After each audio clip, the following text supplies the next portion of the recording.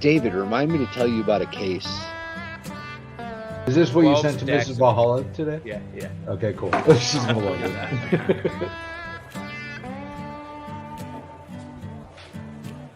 Do the George Costanza pose from Seinfeld. Where he's like laying on the couch.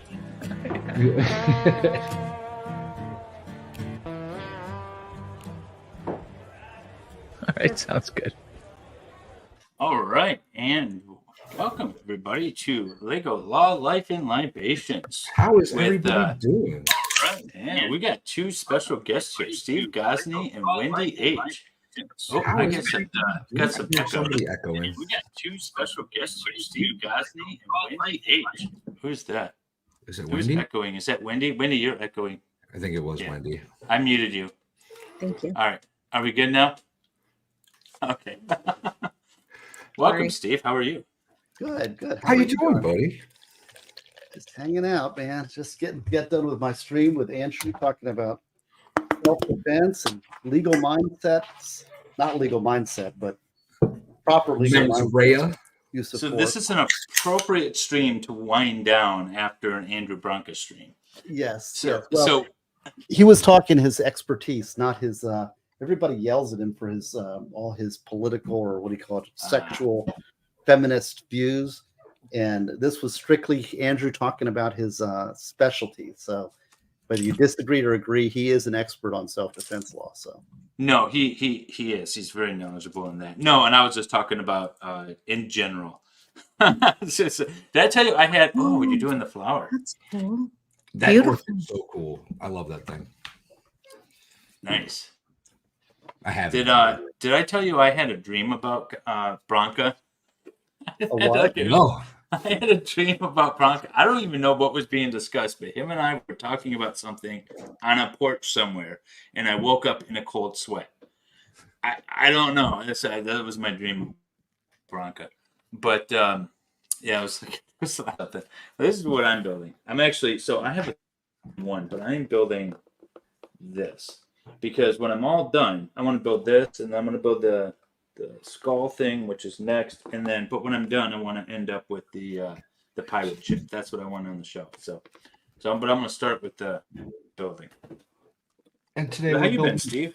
the biggest of the three, the big castle on this one. Good. I'm ready to party, man. I got my. I don't know. Everybody's so sick of hearing me say I got my death penalty case, but here it is, right here. It's ready to be filed next week. My 3 months worth of work right there. So Nice. my initial brief is done. So now I can at least relax for at least another couple days until I start getting cases in. When you get one of these cases, they take all the cases off your desk. Doesn't it feel good to finally get a brief done like that? I don't really. One thing I like about criminal law is that it moves fast and I can kind of churn the cases. Having a case like that for 3 months, it's really not over. That's just the initial brief. I still have to do reply brief if necessary, and then I'm going to do the oral argument before the Supreme Court, which I have to prep for pretty heavily. But at least, this is the heavy lift right here. Yeah, I did I just did a summary brief, and I spent 2 days. That's why I didn't stream Jody on Tuesday, and like Monday evening, I just like went into shutdown work mode until late Tuesday night. You just work, and you finally get that brief done. You're like, oh, it feels so good. Yeah, you still got a lot of work to do. Valhalla, you're being too loud. Oh no. And I guess we haven't really introduced her yet, but Wendy H has been kind enough to host our little Lego gathering this evening. I'm so excited. We're at Wendy's house. I'm excited to be here. I appreciate the invitation, and I hope I do you all justice tonight. And yes, Jung, I'm in charge of posting comments tonight, so please be patient with me and kind, and I'll do the same. We've discovered that after a couple of streams of doing this, trying to watch the chat, pull it up, engage with the chat, and then also build Legos and talk to everyone on the panel, it was just too much, and so we needed a host. And Wendy was kind enough to jump in. Yeah. It's very difficult. All right. So Wendy's going to steer. Wendy controls the flow of the conversation and all that. But I see got no nobody in pressure. chat. Oh, yeah. Welcome. Camera thing. No I'm pressure. going to try to be a really good listener tonight You know what I didn't do? and I a good didn't put navigator. I Oh, didn't my put a goodness. link to Valhalla's stream in my You son of chat. a gun. Thought you did. We just didn't pin it. I think you did already. Did I? Oh, Oh, no, I you might have didn't. done it like early on. And All right. welcome everybody. While you guys are getting set up, I'm There we going to go. say hi to our beautiful, beautiful members and guests today. We probably have a lot of people from Steve Gosney's channel as well. Valhalla Awaits, David Helm from MLS Network, and Stephen Gosney are all here building Lego, not Legos. Not just found Legos. out. No, it's just one Lego. Sort of like Anyway, we're happy to have everybody tonight. Welcome. Okay, so here's the thing. I have been told that pre-organizing the Legos is cheating. I have every bag opened Cheating. and Who look at says this that? Valhalla. pre-organizing. That's because he didn't have the idea. I gave him the idea, and then he felt But- like he felt inferior, and so he decided to make it illegal. But there is no Inferior. rule. I'm going to struggle getting the smallest one done because I can't find the pieces because I had to open every bag and I wasn't allowed to pre-organize. Thanks, Valhalla. I'm gonna take my time and still smoke Dave tonight. I think is what's You gonna are. happen. You are. I'm going to dramatically fail at Lego again. Yeah, this is quite small.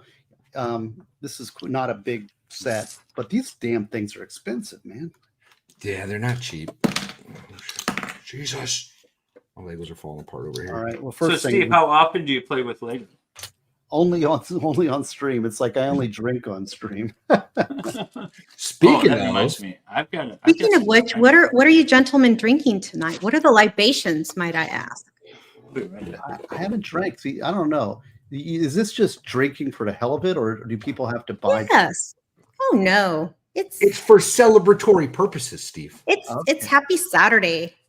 That's the only reason we ever drink around here. Well, you know what? You guys are awesome. I'll probably get a sidecar in a second. Let me get that. Oh, But I do love the grift, and I'm happy to sell the drinks. All right, You know, because Steve is here, I have some prosecco. Ooh, good idea. what's that? Because you're here, I have some prosecco. Prosecco. Prosecco. It's sparkling white wine. It's Italian, And, right? yes, It is. It's And I yummy. believe so. Yes. Oh, if people are actually following me here and they're actually like fans and stuff, can I say, first of all, look here, I've got my MLS Law Media Pass. Nice. That's Outstanding. awesome. And the second thing is I teased everybody because I was trying to record another bass video because some people have been requesting bass stuff. And so I was playing Iron Maiden's Power Slave. And it somehow got posted that I was doing it. And then I never did it because, well, I couldn't get it to record. I didn't want to do a live. I might do like a live Power Slave, but then it's like it has to be perfect. You know, then it doesn't give me a chance to like redo mistakes. But does that make, I don't know. People were asking me because it came up in like live Power Slave, Iron Maiden playthrough. I don't know. I'm just talking. Okay. No, Sure. Are you I'm going to not play entirely for sure us? what you're saying, man. What's the Well, live chat- power through? What? Iron Yeah, Maiden. we're Okay, this is what I'm building. There we go. Chat wants to know what you're all building, please. So this is what I'm building. It's part of the pirate set. Or Big Cool. medieval castle.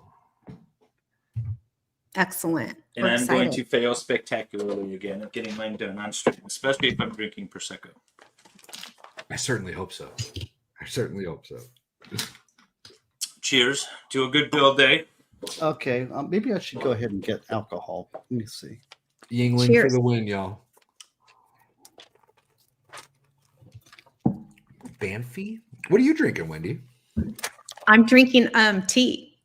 Oh, Long Tea? Island. I'm a teetotaler. So Wendy, you are official, like you're watching the chat so we don't miss anybody's stuff. I That sure is- am. That's sure nice. am. Thank you for doing that. That's killer. You're very welcome. And it's lovely to meet you in person finally. Oh, Well, yeah. in person, but That's in real.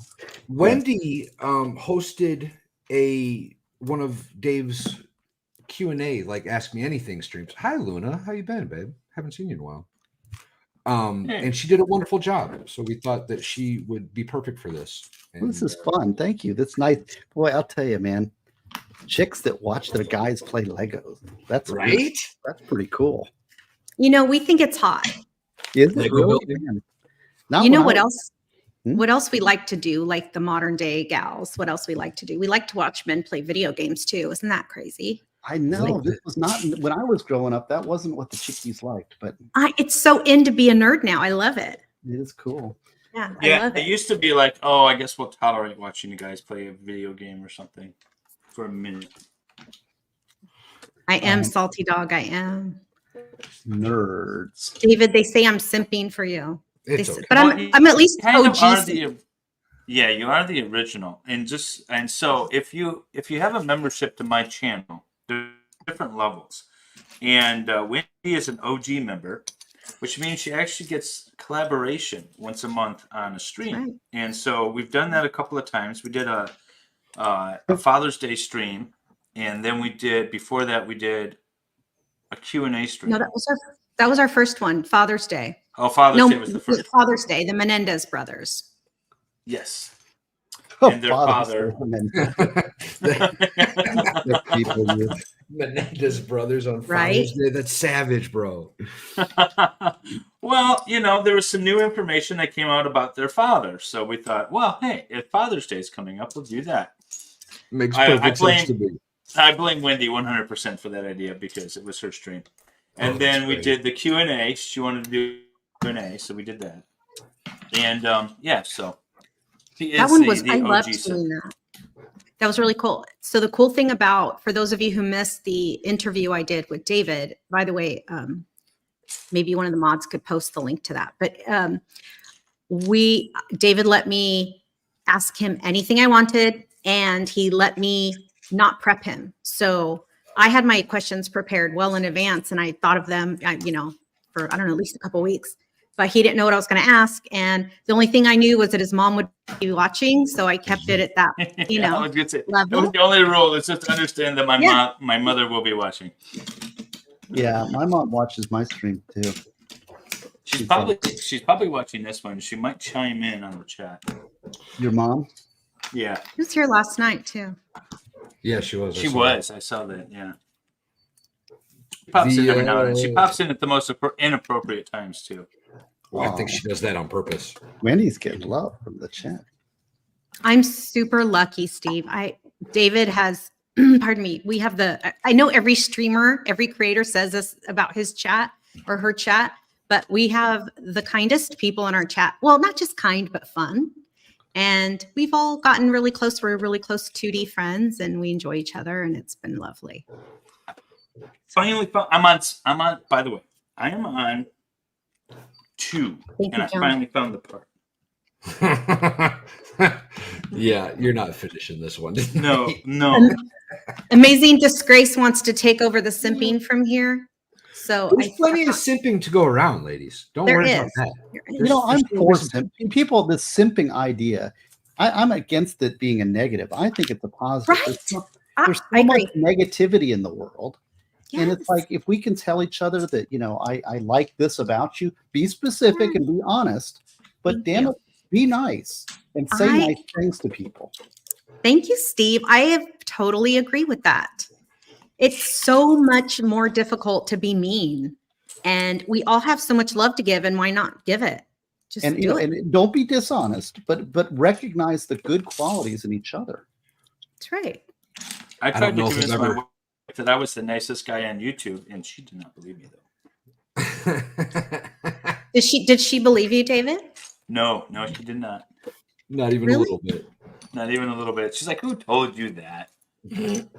He's all, my harem told me that. That's exactly what I said. I don't know. We don't have much credibility. You lose a little bit every day, I think. I think the harem does. Thank I you, guess I need amazing. to get my drink, right? Is that?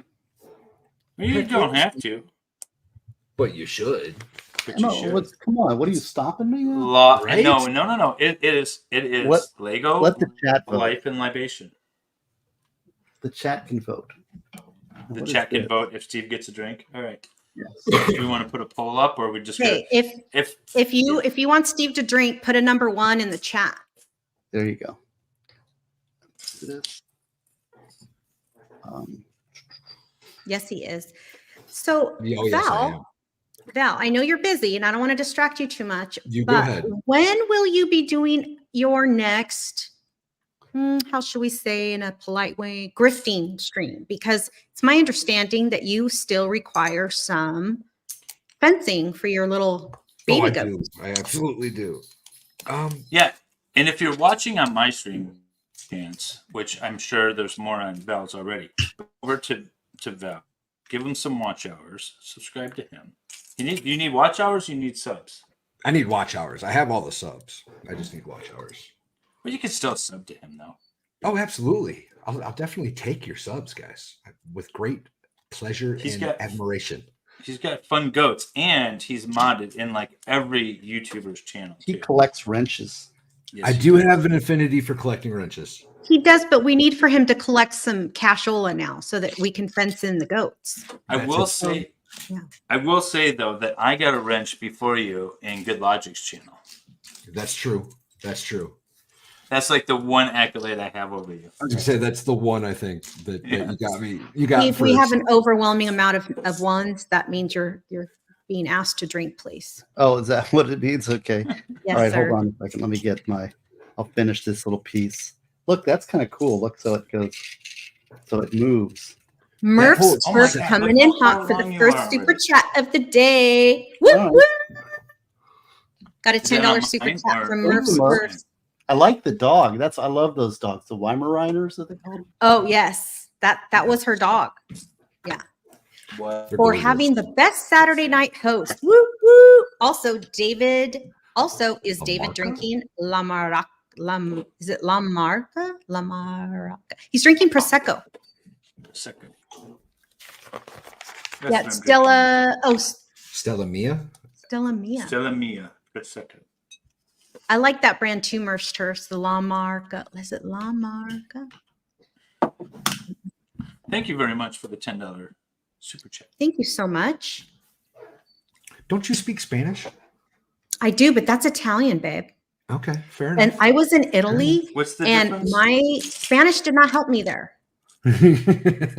No, it was not.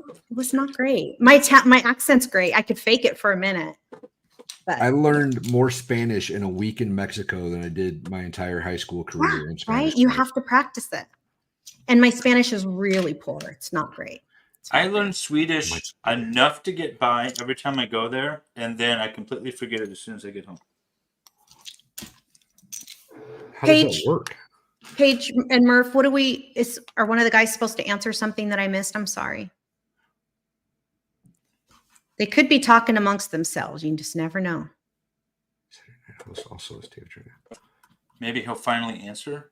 I don't know. Yeah, that's what I'm like. Ooh. Did I miss a question? So if you do have a question, it'd be awesome if you could mark it like with a big, Question mark makes life yeah, that easier. thing. Something. Yeah.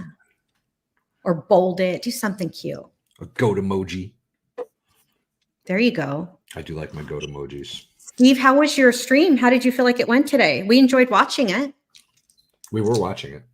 Oh, he took off to get his drink. I don't Oh. think he's back yet. Sorry. So, David, do you want to tell us how your day has gone? No. Oh my God, no.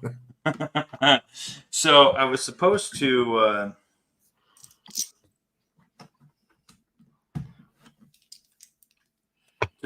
no today. That's it. The only thing that went as planned was the Jody area stream. That I managed to make happen, but absolutely nothing else went as planned. I'm supposed to be on the boat right now because I'm supposed to be sailing tomorrow. and tomorrow morning we were gonna do a sunrise sail. Get out on the water by 6:37. There's no internet there, so I had to rush home to set this up, and I got home like 15 minutes before we were good to go. And it's one of those days where all I want to do is relax and do nothing, but it's been go, go, go, go, go. But this is nice and relaxing. I get to just sit here and relax. And Jay Leapbot is in the chat. He loves it when I say his name, Jay Leapbot. I got to meet him.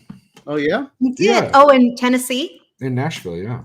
Or Nashville? You're already in Tennessee. Yeah. But how are you allowed to talk about Tennessee, Nashville? I don't know. I'm not sure what I'm allowed to talk about anymore. I got no, I'm not gonna say that. That's not true. I'm not sure what I'm allowed to talk about anymore. Did I already get that in there? You gotta go to locals to get all the scoop, I hear, huh? Something like that. Something like that. There's a apparently rumors running around about my interactions with Drex already, which I find absolutely hilarious. Which you were what? I find absolutely hilarious. I think I spent maybe like, I don't know, 5-10 minutes total with Drex. And he was holding court, right? There's a bunch of people standing around him after the show. And he's talking to everybody. And I was on my way to the smoke area. So I just casually, rubbed his thigh a little on my way past him. Apparently, people were talking about it already. And that's funny. People are talking. This internet thing, y'all. Steve, I had a blast, though. I had an absolute blast. I didn't get to meet Bronca, but I did get a chance to talk with Emily, and she's a lovely woman. Oh, isn't Emily great? She really is. She's people don't realize what a nice wife Andrew has, and this is what it's a whole different side of him that they don't realize. The family man aspect. Y'all seem to have such great wives. How lucky are you? I'm very lucky. Of course, Andrew struck out his first shot. Nice. But we're not always all that lucky. Some of us have practice spouses.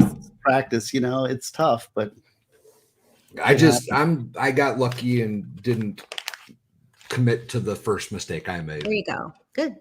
There's nothing wrong with that. So Daniel D wants to know if anyone is doing a build along. So anyone in chat, if you're doing a build along, post, say yes, I'm building along, and let us know what you're building. Who built last time? Was it Murph's and her daughter that built last time? That would have been cool. I don't I don't remember. remember. Posted it in the Discord. We pulled it up. Oh, that's really we cool. did. It was really awesome. Yeah. What's the funny thing about Emily Brank? It's Andrew's wife. My son and I, last time we went to Colorado to see the strongman competition. Yep. And it was funny because my son and Emily just got along they get along great. She's easy to get along with. And it's funny because they have the same musical tastes, and she's just brilliant. She's a math professor, and awesome. really knows her math. And my son is good at math, so I want to be good at math. I'm good with money. Yeah, that's important. I wish I was good at math. The most important. Yeah. So, Steve, how did you first meet Bronca? Just doing legal work, the law stuff? Well, it was the Zimmerman trial, and that was in my jurisdiction. So I don't watch trials unless I have to. And that was one that I was afraid that was going to come our way. And so I was watching it for, so that in case it came our way that we'd be able, because the records on that would be ridiculous, right? Yeah. So that's what I did is wait a second, this goes here. So I was watching it, and then of course, as I was watching it, I'm looking for people to comment and legal analysis, and there's a website called Legal Insurrection, and they did and Andrew was commenting on Legal Insurrection, doing it day by day, so I didn't have to watch it. I just could watch it, and he was the only guy that knew what he was talking about. Most people don't know what they're talking about, right? And so he was commentating, And then so I sent him an email like this talk about simping. I believe you should always recognize when someone's good.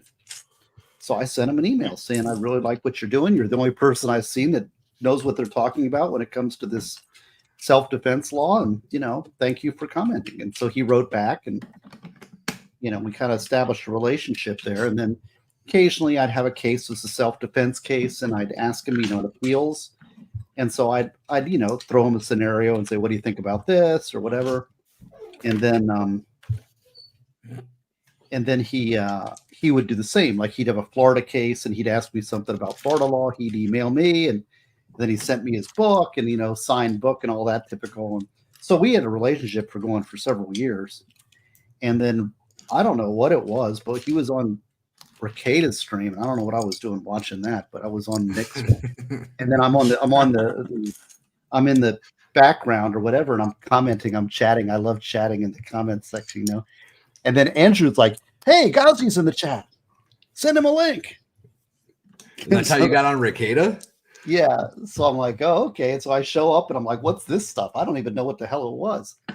And then they're asking me to grift. Do you need to grift this? And I'm like, what's that? And then nice. Frank your told me, first like, on stream with on Ricada. What's that? Your first time streaming on YouTube was on. Yes. That's an impressive place to start. Like an indoctrination. Right. Is it? I don't really still really quite understand the whole thing. I just do my thing. But anyway. I think that's why people like you. Well, I don't know. David always says that the best streamers are those that are themselves. Just be you, do you. How do you not be yourself?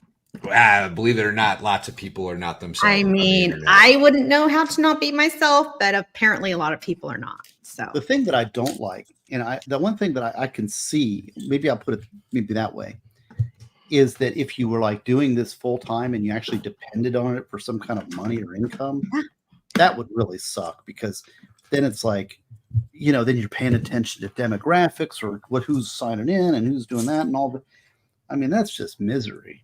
So this is my retirement plan, Steve. What are you talking about? Knock my retirement. Right. I think that for some people, that sort of, that's how they geek out, right? Some of us play Lego, some of us play video games, and some of us play with money and algorithms and, It is uniquely frustrating though, to worry about that. I will say, it's nice if you could just pop on and chat and stream every once in a while.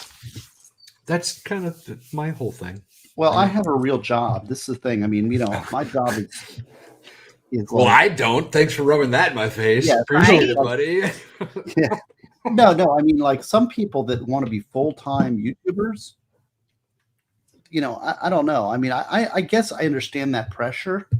I just couldn't do that. It is a job, too. So that's the thing that people don't understand.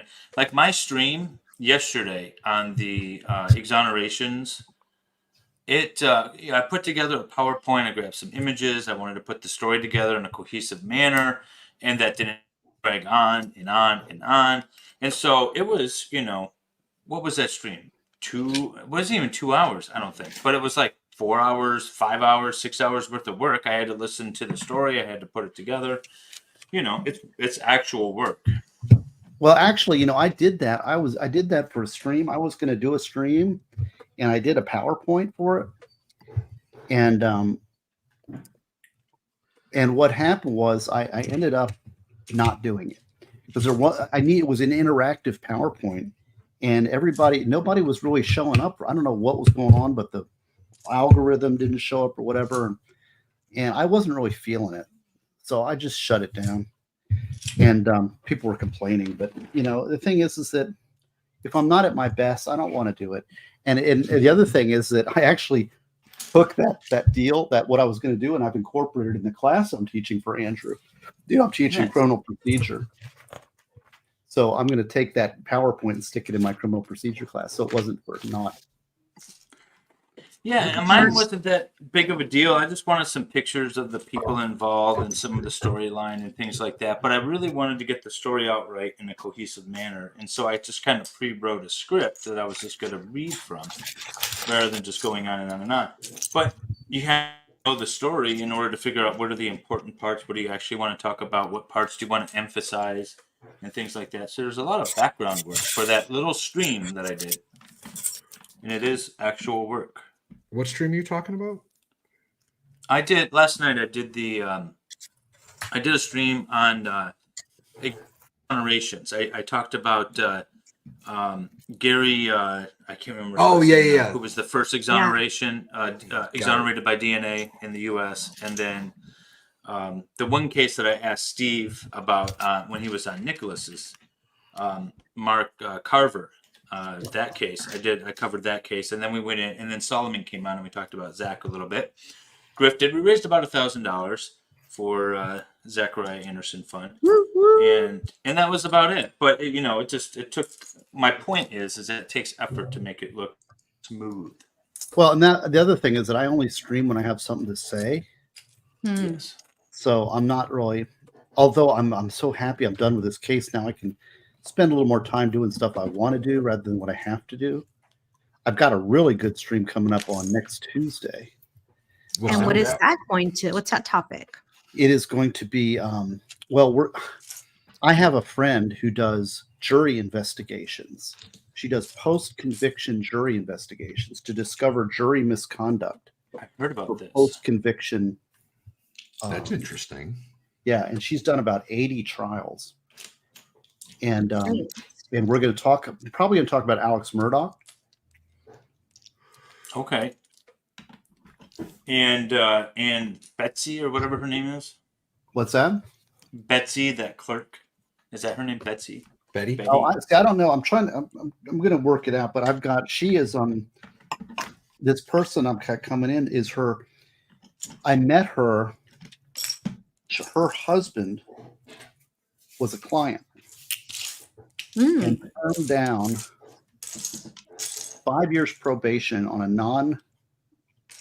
non-sex offense felony the day before trial because he's not guilty. And the jury would obviously see that this girl that's accusing him was lying. And he went to trial, jury convicted, he got life in prison. Jesus. Wow. In fact, if you look in Ideas and Answers in Law, there's an essay in that book. One of the articles in here is directly from her case. It's called One Witness Cases with an Under Oath Contradiction. And that is my friend Mary Peterson's husband, Marty Peterson. He spent 5 years in prison on, I think he was actually innocent. But when I'll never forget the first call. And she's given me, by the way, she's waived attorney. They have both waived attorney-client confidentiality, so I can talk about their case. What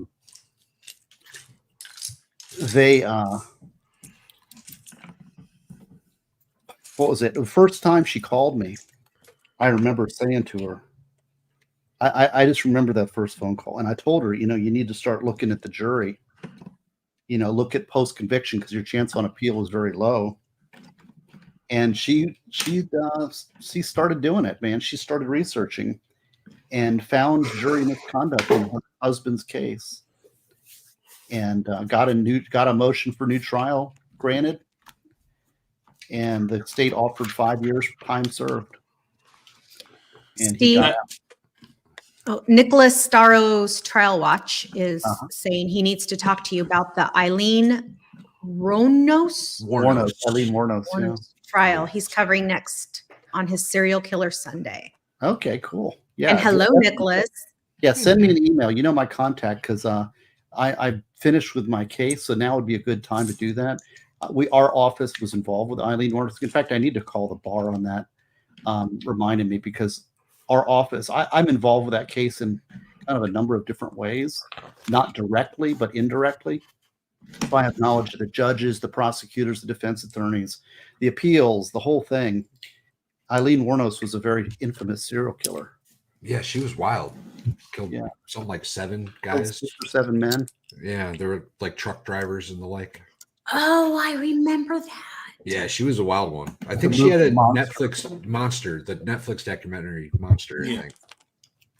Steve, what I was going to say is, you talked about one witness testimony, conviction, sort of thing. That was the issue with Gary, not Dalton or whatever, the first exoneration.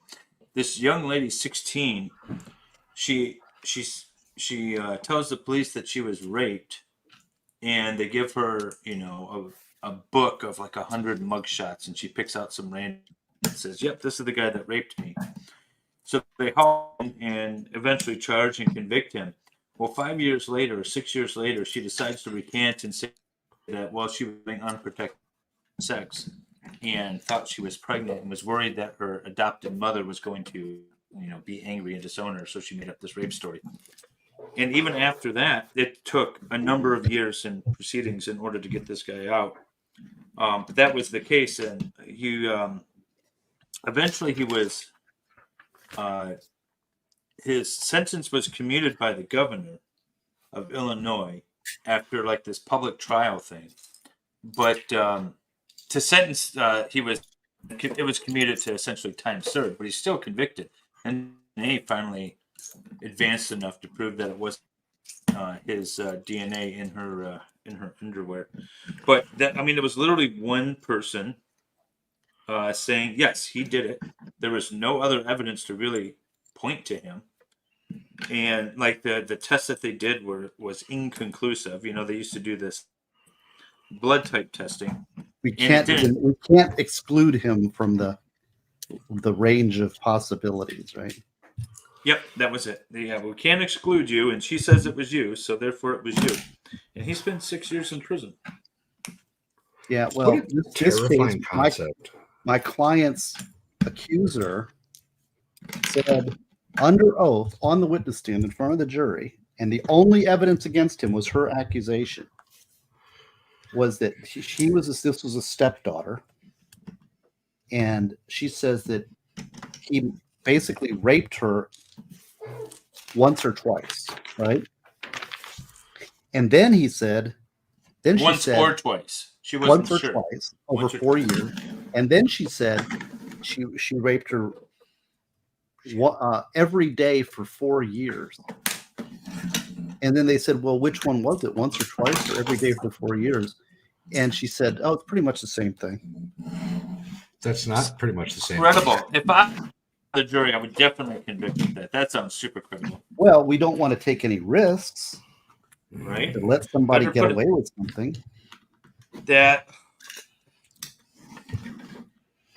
I hate that. But there is a very large segment of society that would say, well, he's charged, he's probably did it, or at least he's guilty of something, so I'm going to send him away. Not realizing that it could just as easily be done to them.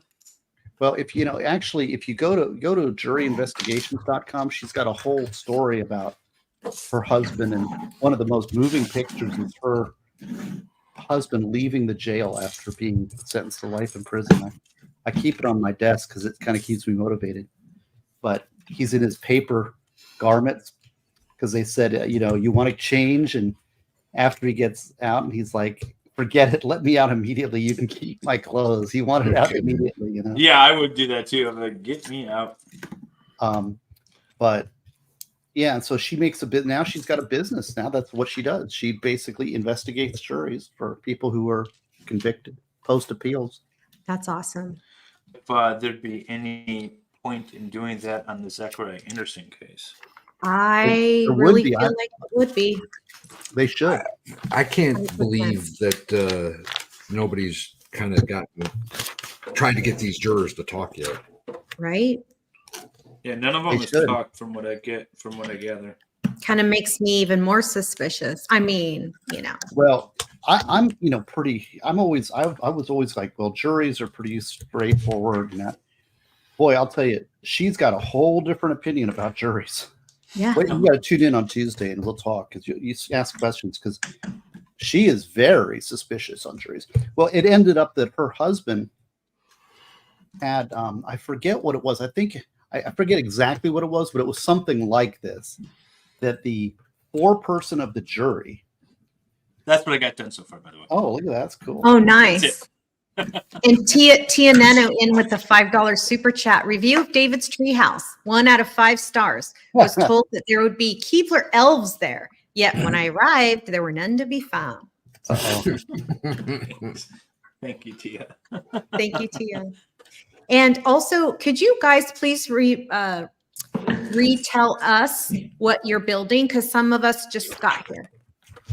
People are asking. I am building this, which is part of the pirate set. Oh, there we go. It's a little pirate hangout sort of thing.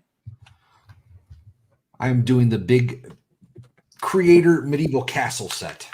That's awesome. Yeah, Fast Group over in Rumble says, didn't she find jury misconduct in every trial? The answer to that is yes.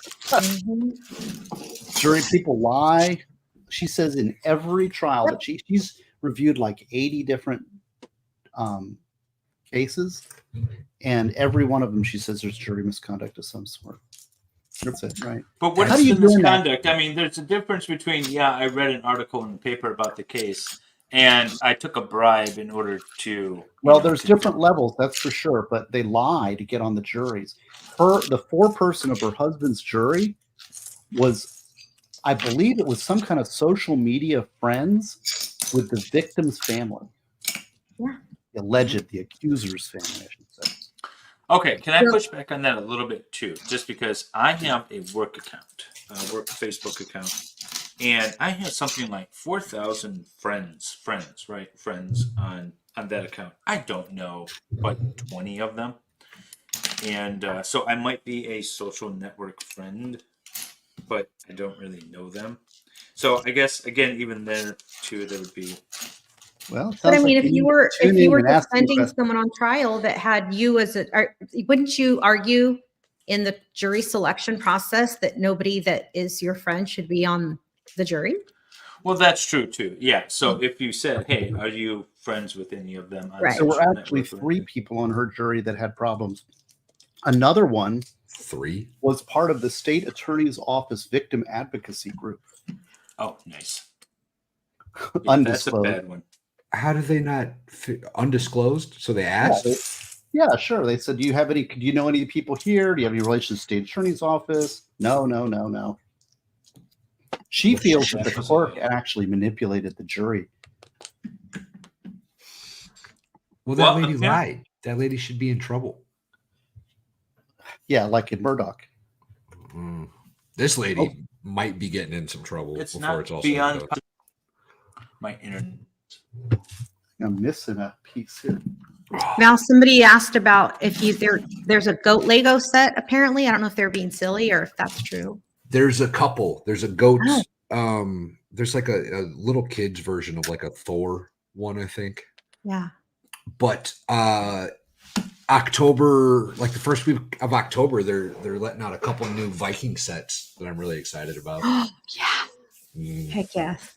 Speaking of Vikings, Nicholas says, even our layman jury system, even in our Wendy, learn to read. Even in Nicholas's layman jury system, they need to excuse a bunch of people every year after they have bragged online or to reporters that they sought the position only to post guilty votes. Not cool, that I have, and that would be one I would have for your friend there, Steve, if she thought there would be a better system, because I'm a huge fan of the jury system. I think of the jury system or the judicial process is a systemic issue with our society. Yes, no, I agree with that. I agree with that. But I don't know of a better system. Well, I agree with that, but she's you ought to tune in. She's going to be great, and I'm going to have.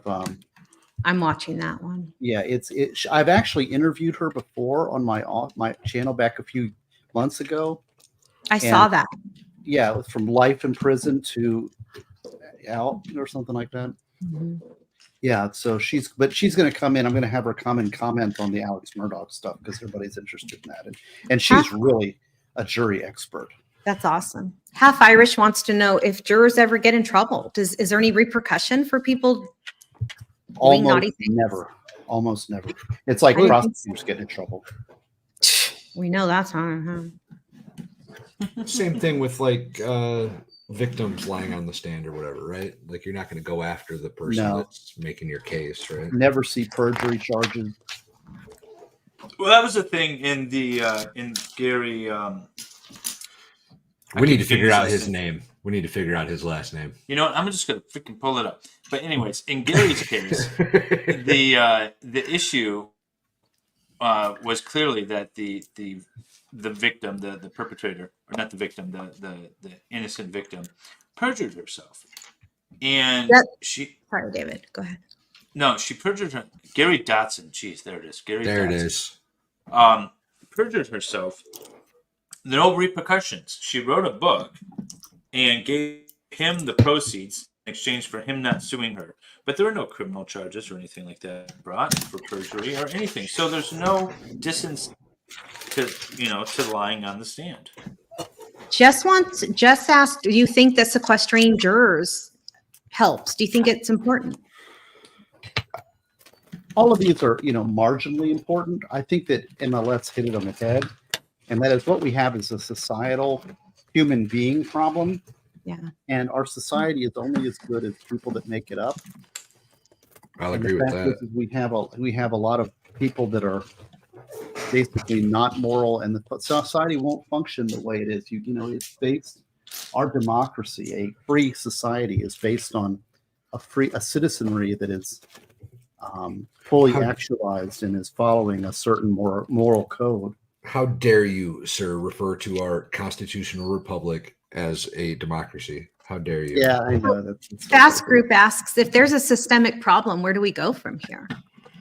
It's not Raise better children. Be better Yeah. parents. Exactly. See Valhalla. And I mean, that's really what it is. And What was Wendy? What was that pointing there? I caught that. I'm sorry. I believe in effective parenting. I don't think there's such thing as a good parent or a bad parent. I think you're effective or you're not.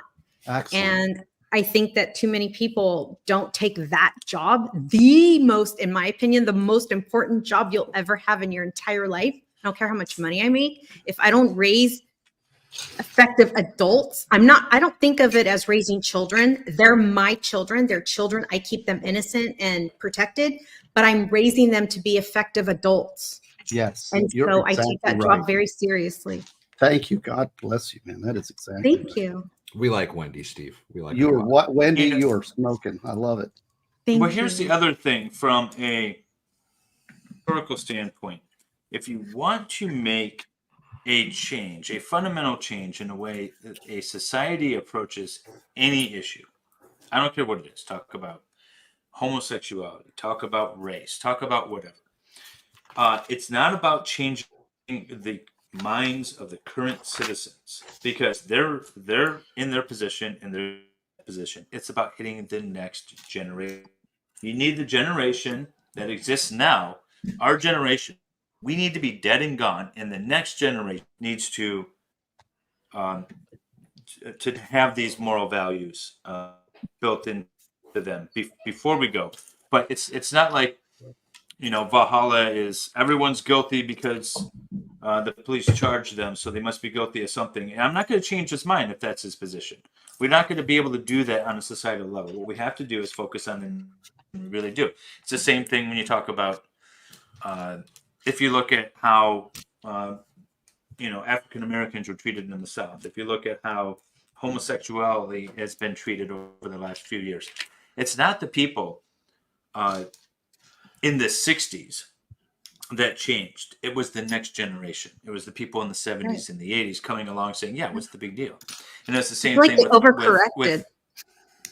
Well, you could say it's overcorrecting, but you could say, so then you have, if you look back to the Jeffrey Dahmer trial, right? There was a victim on the stand and it was specifically asked, now you weren't a homosexual, right? This was in the 90s and it was bad to be gay in the 90s. Think about that now, today, but it's the next generation, right? It's not, It's not those same people that change their mind. It's the next generation down the road that have changed their mind, and that's what you need to focus on. So that's why raising your children is in the right way is what's most important. And don't let the schools raise them. Oh my gosh. And by the way, if you are gonna my next 2 cents, if you are gonna let your school raise your children or the schools raise your children, then pick the school correctly. I want to give a little personal anecdote here. I was raised agnostic, and my youngest child was a very spiritual, asked a lot, not just spiritual, but asked a lot of questions about like Judeo-Christian God, like the God, like Jesus and stuff like that. And I didn't have the answers because I wasn't educated correctly. So I chose her school based on her needs at that time. And she is now a Catholic child. Like she's the only Catholic, and I'm the only Mexican that wasn't raised Catholic. I know it's weird, but she was raised Catholic, and she's now 13, and she will have her confirmation next year.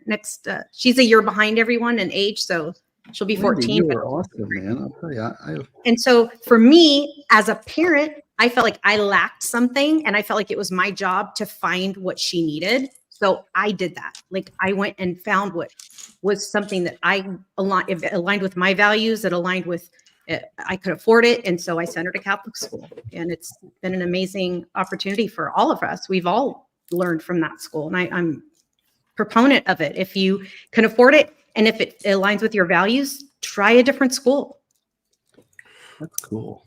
Well, I think that's kind of the problem though, right? Like we were talking earlier, the people that believe, the state charged them, so they must have done it, are the same people that are sending the kids to whatever public school they happen to be part of, and thinking that that's just the way things should be. Right. They're not learning how to be in the world. They're just learning to take over or to ransack, to mow over, instead of being within, having a moral compass. Aaron Hack wants to know, or Aaron Hack said, David, I finally remembered where I saw that Boss Hogg lawyer before from the Whitmer trial. Where at? The Whitmer trial. Yeah. The Boss Hogg lawyer? Yeah, he's the one defense counsel looks just like Boss Hogg from the Dukes of Hazzard. Pretty close, yeah. Where did you see him? She didn't say. Oh, she's just teasing me with that information. Mm-hmm. All right. Thank you, Eliza. Did you? There you go, Steve. Did you watch any of the Whitmer trial? No. Like I said, I'm very selective. I can't watch. I mean, I got to say, I'm so overwhelmed by things. I have to be very selective on what I watch, and I can't watch. I know everybody wants me to watch their trial, but I just can't. I mean, I would love to have watched the Whitmer trial, but. Are you familiar with it? Well, I know what it is. It's the Governor Whitmer kidnapping case thing. Yeah, or the alleged, the government set up for kids.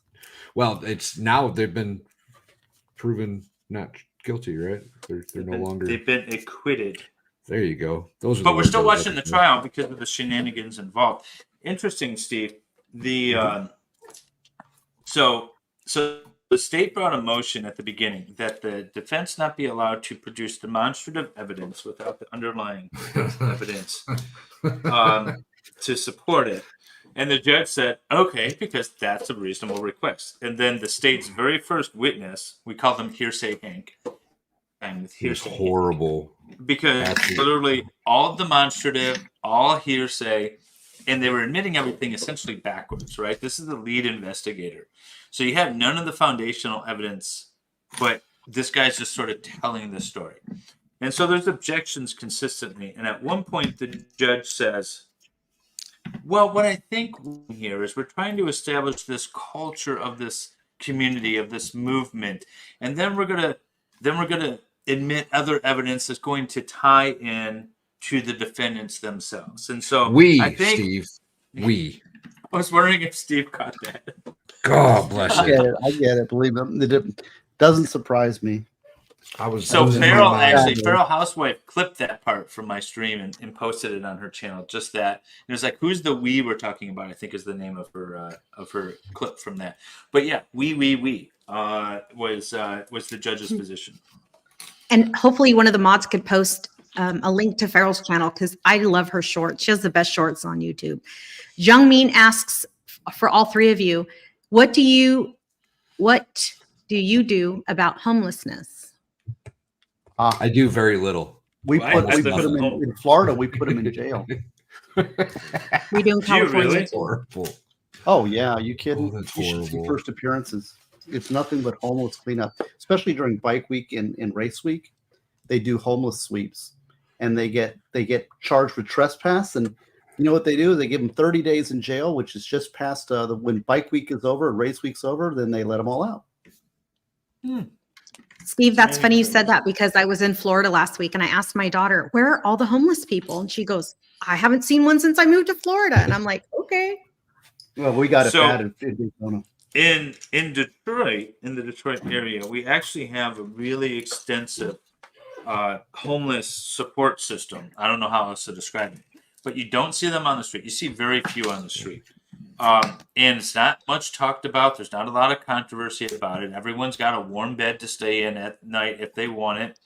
But you walk around the streets of Detroit and you don't see a lot of homeless people. Well, There will be the all over the occasional place. one that's, living in a house that ends up burning down or something like that. But Jung for said the she vast meant majority what of the do time. Jung said she meant to say what do we do collectively about homelessness? Well, that's one of the things. The reason I'm involved with a church is because it's like, what are you doing, me individually? Why aren't I? I'm falling down as a Catholic because I'm not out there feeding the hungry every day. But we can't do everything for every problem, but we can together as a church do that. And I contribute to my church, and my church has a program where they give out all kinds of groceries to people. They have rent subsidies for people. They have AA programs. They have a thrift shop. I mean, so we as Catholics in my parish are very generous, and I get some credit for that. That's as individuals, it's never enough. We can never be sufficiently generous with our time because we got jobs and everything else. But that's why we have a church. We do things together. I do want to say that the answer or the question presupposes that there's a solution. And I want to just preface what Jung is probably going to categorize as a cold-hearted response to the world, Dave. But you will always have the lower level of poverty. Poverty will always exist. Homelessness will always exist. The idea is that we have a support system for the people that are in that situation for the moment, but they're able to move out of it. But there's always that support system there. So it's not a problem that can be ultimately solved. Will always exist. As an individual dealing in criminal law, that there's no if somebody doesn't want to help themselves, it's just a matter of how far do they fall. You're not going to be able to help a single human on this planet that doesn't want to help themselves. Period. End of story. No further statement needed. But we need to have the opportunity so that when somebody does reach the point that they do want to help themselves, that they have that out. But you can't, it's like what Valhalla said. He's right on the money. David, Jung says she thinks that you're a kind man. She believes you're a kind man. I am told that I am the nicest and mean person on YouTube. The nicest mean I like person? that. Yeah, the nicest and mean, because apparently I can be mean to your face without you knowing it. That's what it is. I would be shocked for somebody to call you mean, but what do I know? I've never had that experience. Me neither. I also don't tend to see the negative side of people unless they really want me to. No, I was assuming Jung was gonna go after me no matter what. I know, me too. Look at that! Look at his head snap around. Hi, You heard me. I was picking on him the other day. He was in the chat. What were we doing? You were saying insult me or something? Who? Valhalla? Was I? What you were saying? Like Val would insulting, never. I was coming up with some some pretty What the hell are we creative doing? insults. Don't you remember? No, I remember very little, Steve. Let's be honest. I remember last night Steve completely ignoring me in Makeda's chat. What was I ignoring? You were ignoring me. I was like, "Oh, hey, Steve. I hope you had like a magical evening." Nothing. And then you say something else, and then I comment, and then nothing. No response. When was that? Where was that? That was Makeda's chat last night. Oh, I was just focused on beating up on Rakeda. I wasn't As you really should. all I was doing was bombing him over and over again. Did I you saw that? Yeah. I did see that. I did. Oh, Jesus. Very nice people. I wasn't even watching. I was just seeing how many insults I could pack in. Yeah, that was one of the. So I like Nick when in certain moods. And last night's stream, at least the beginning of it, and then I ended up passing out, was great because it was just all about just. I don't even know. Going off. Yeah, it was just. What was it? It was supposed to. I'm trying to think of the word. I can't think of the word. But anyways, yeah, he was just going off. He was just popping off on everything, and it was absolutely. It was the denouncing stream. There you denouncing stream. That's the word I was looking for. Once he stopped denouncing, I lost interest. I mean, me too. I just kind of was like, eh. But yeah, no, the denouncing stream. That's what. That was a great idea. It's It like was. if somebody would say, now everybody's going to do a denouncing stream. I know. I kind of want to steal that. Yeah, well, I don't know.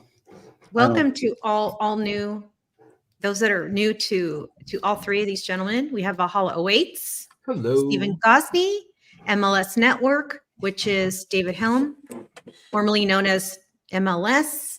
Now he's Making Law Simple Network. That's for right. all of us. It's no longer Michigan Law Show because I focus on more than just Michigan. Yeah. But that, Steve, that's what, there are so many trials that you can cover, only so many. And I'm very selective on what I look at and so usually it has something to do with my practice. Like I watched the, was it The Expert? He did the Othell Wallace case because our office is probably going to get that case. Yeah, you had sent me that case, and I just have the time, and I know the Whitmer's going on, and that's in my backyard.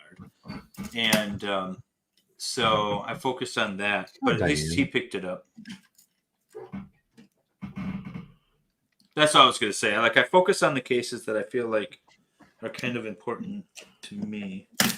Yeah, it was it's a big case around here, and I wanted to see it broadcast because it might be my case, and so I'll try to watch things that might be mine, Sure. Because I like to hear the objections and also I know all the players and I know all the I know a lot about it, but occasionally, like the one that I did was I did the Murdoch trial. Did you stream I don't that? know. Oh, you I just did. watched. I was on with I forget who did I stream that with? I think it was Vices. I think it was Vices. Yeah. I do believe. So Kim Young, dish the dirt. Kim Young worked for the pediatrician of Maya, the Maya case. Oh, that's the. Is Baker covering that one? No, Yeah. Megan No, Fox. Mo doesn't Mo do that one? Mo's covering it. That's the medical malpractice one, right? Yes. With the Yes. yeah, that's insane. Megan Hospitals Fox have and too I many were powers. doing stuff on that too. Nice. You and Megan Foxworth, Steve? Yeah, she asked me on to do some stuff, but that's med mal. It's not really my thing, but she had some evidentiary questions, I think. So I went on and talked about it with her. Yeah, that's The a expert- very interesting case, but I don't know The anything expert's here, and he said, David, he saw you cheat. about it. Listen. We had a conversation before we went live. Tell him, Organizing David, the tell him. Legos beforehand is not cheating. No, I don't believe this is supposed to be fun. Beforehand, Dave. Beforehand. Yes, beforehand. Why is this not lining up right? Probably And because- please, everybody, the links have been posted several times throughout the chat, and I'll try to repost Give them me also. just a second, y'all. Links for what? The links for all of our wonderful Lego builders. Oh, the Lego. So please go subscribe to these gentlemen. And also we've posted links to our affiliates, Mr. Wonderful, Amazing Nicholas Starro and Mr. Super Great, the Expert. And we've got a lot of celebrities showing up in chat today. So hello, gentlemen. Nice to see you. Yes. Oh, So funny. I love it. Lawn Wendy, Lumber you're doing apparently is great. covering This it is as well. fun. I'm actually not looking at chat at all, which I usually watch chat all the time. And that's my job tonight. I'm trying to stay on top of it, Steve. I'm making You're sure that doing you guys good. are I getting think your messages. Well, I'm it's great. trying. I think it's great. Valhalla, I'm not gonna lie. I really like this format with someone else calling out the chats. I thought this was a brilliant idea, man. It I thought is. it It was. is. You deserve credit. I noticed you guys are building a lot quicker, so it's pretty cool. This is not going to be like 7 hours of Lego build. It's like fun the to first watch. stream was ridiculous. 7 hours of Lego building. Mrs. Valhalla wanted to say hi, y'all. Hi, Oh, Mrs. hi. Valhalla. Hi. Gosney, Good. Dave, Wendy. I was listening my whole way home. Oh, there you go. Nice. Oh, She does My love wife went me. to bed. She does love you. if you love Valhalla Awaits, prove it. She Give him can't a hear big you. kiss on the Can't forehead. hear you. He said to give me a big kiss on the forehead.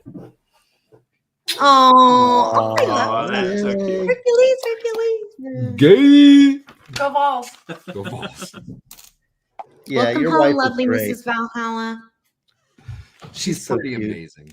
You really got. How did you get so lucky, man? I tricked her. Right? I told you. You tricked her. That's pretty good. So, Got her do when you she have was young any and didn't know any advice better. on getting a the good woman, the perfect woman for you?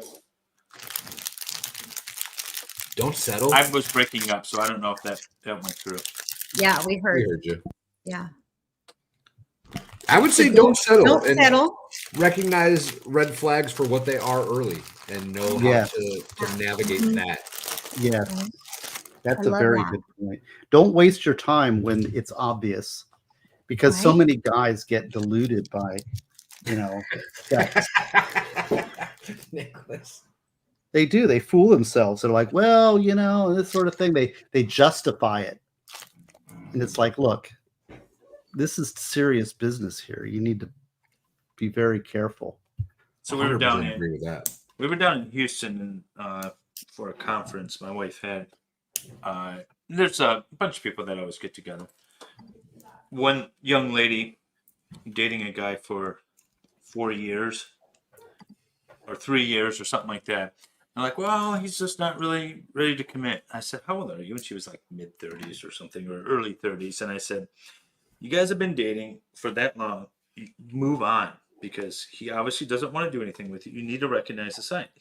He's not going to ever. If you want to have like a life and kids and a husband, you need to move on. So And that's one of the things. It's just recognizing that. Sorry, David. Jung and I are wondering, actually she asked, but I'm curious too. Mhm. Gentlemen, what are men looking for in a woman? Please give me advice. I Or got give me one. advice, please. Dish the dirt, guys. Come on. We're all Well, friends here. It depends it depends what you're asking about. It depends if you're asking about pre-marriage or post-marriage. And I know that's How do we sort of get a an odd- husband? How do you get a husband? Yeah, like what are men looking for a wife material? Let's not talk about dating. Let's just say potential wife material. Because dating, that's easy. Well, I always say friend. Like, okay, my first wife, we were not friends. We were husband and wife. We didn't really do a lot of stuff together. We didn't have a lot of interest together. My current wife, we're like literally each other's best friends. There's nothing that we really don't want to do with each other. So look for a best friend that happens to be the opposite gender and see where it goes. I don't know. Yeah, if you got some guys in the friend zone, look at them as potential mates and not friends, because they already are your friend. discuss it openly. Be honest with your partner. You know who's really good on this is a guy named Alexander Grace. Have you ever heard of him? No.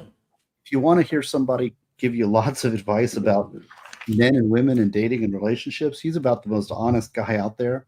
That's not just a polarized, like, all women are pure, all men are great, or anti women or anti men. He kind of calls it down the middle. I think he's pretty honest. So it depends on your life situation. That's a very broad question. Well, that's why I kind of went with a broad, generic answer, but a very truthful answer. If you're best friends with your spouse, then it's going to be great no matter what any other issues happen, right? And so that's what I emphasize. So I think that for some straight women, speaking for some of them, I feel like we think that men must be completely head over heels, madly in love, physically attracted to you first. No, I disagree hardly. Awesome. Good to know. Good to know. Yeah, no, it's much more transactional than I think people admit. And I think that one of the things that people need to do, women need to say, well, what are you bringing to the relationship here? Yeah. What is it that you're offering? Be honest about that self-assessment and work on yourself, because men work very hard on improving themselves so that they look good to the women, right? Oh. They work very hard to, on their career, on their degrees and social status and hierarchies and all this stuff. And they're always working, and really they're competing for the women, right? And I think sometimes women kind of forget that, if they're in a competition too, that they need to bring something to the relationship. Sometimes it's like, well, what are you bringing to the relationship? Well, they should just be happy with me. Right. Well, that doesn't exactly work. Yeah. I know. It's that's like, an unhappy marriage. Right. Yeah. Well, so Chris Rock, who's a very famous comedian, I saw him live recently, and he made a joke about, or I didn't think it was very funny, but anyway, he said that men they don't care how much money women have. They don't, right. That's not important to them. That a lot of women nowadays are kind of aiming for the wrong thing, like being successful in a career or having money, attaining wealth, right? Our own wealth. He says that that's not attractive to men, and that some men find that a turnoff. I found that interesting. Does that's anyone 100%. Have a comment about that? Men don't give one whit about a career. Yeah, we don't give a shit. Not even a little bit. No. What? Really? Really? No. You could be a doctor or the girl at the gas station. We don't care. It makes zero difference to us. Are you serious? Yep. Because that's a projection. That's what women are looking for in men. Oh, projection identification. Okay. All right. Interesting. All right. Yeah, I mean, I personally don't care. I mean, it's nice if she wants to financially contribute to the household, but it's not something that's not what I'm looking for. Well, and again, it depends on what stage of life you're at. So if you're, and I don't know what age this person is, but if they're Chris Rock is my age. He's older. Because it's different if you're in middle age. Yeah, I'm middle aged. He's middle aged. Than if you're young, if you have a family, you don't. If you want a family, then men are looking for, youth and fertility. Yeah. Yeah. But if they're not looking for it, then it's a whole different thing. Then it's companionship, and it's somebody who's going to admire them and be a good friend. Yeah. And companionship. And I don't think that women appreciate how much just a smile and recognition from a woman means. It's just being accepted, and with I don't know, it's hard to explain, but that I get it. Yeah, that means a lot. And I think now if you're not looking for children, if you're looking for children, then that's a whole different thing. I mean, if you're young people and you're married, that's a different game. I got to use the boys' room, but I have thoughts. I'll be right back, y'all. Well, I was gonna while he's gone, I want to sort of back up what Andrew Bronca had said on Channel Remington's channel the other day. He got a lot of push when I put in the chat preach. I got a little bit of backlash too. But what he was saying is essentially what Steve did just now, but in a different way. men who are looking to have a family and have children are going to be looking for the younger woman, the woman who looks Yeah. fertile, and things like that. And if you are of a certain age, you might have some difficulty attracting men that are looking for family because a woman in her late 30s, 40s is probably not in a position to have kids, or it might be, Right. difficult, or they might be Yeah. older. A Right. man who is competent age might not want children at that age either. And so it makes it more difficult for you to find a husband to have kids with, not because of anything other than your age, just because that's just reality. And men, Doesn't mean that you're and not women going to don't have find that. Women don't have that consideration because men can basically father children quite early. Correct. Yeah. Yeah. But that's a reality. It's a physical reality. And so I don't think it's unfair to acknowledge that reality. But on the other hand, if you're older, there's a lot of men who are looking for companionship. Well, if they're looking for companionship, then what is it that you're offering? Are you offering acceptance and joy and companionship and mutual interest and intelligence? And, I think women tend to overestimate beauty. Hey, Lady Law. And I know that it sounds a little odd. I don't think it sounds odd.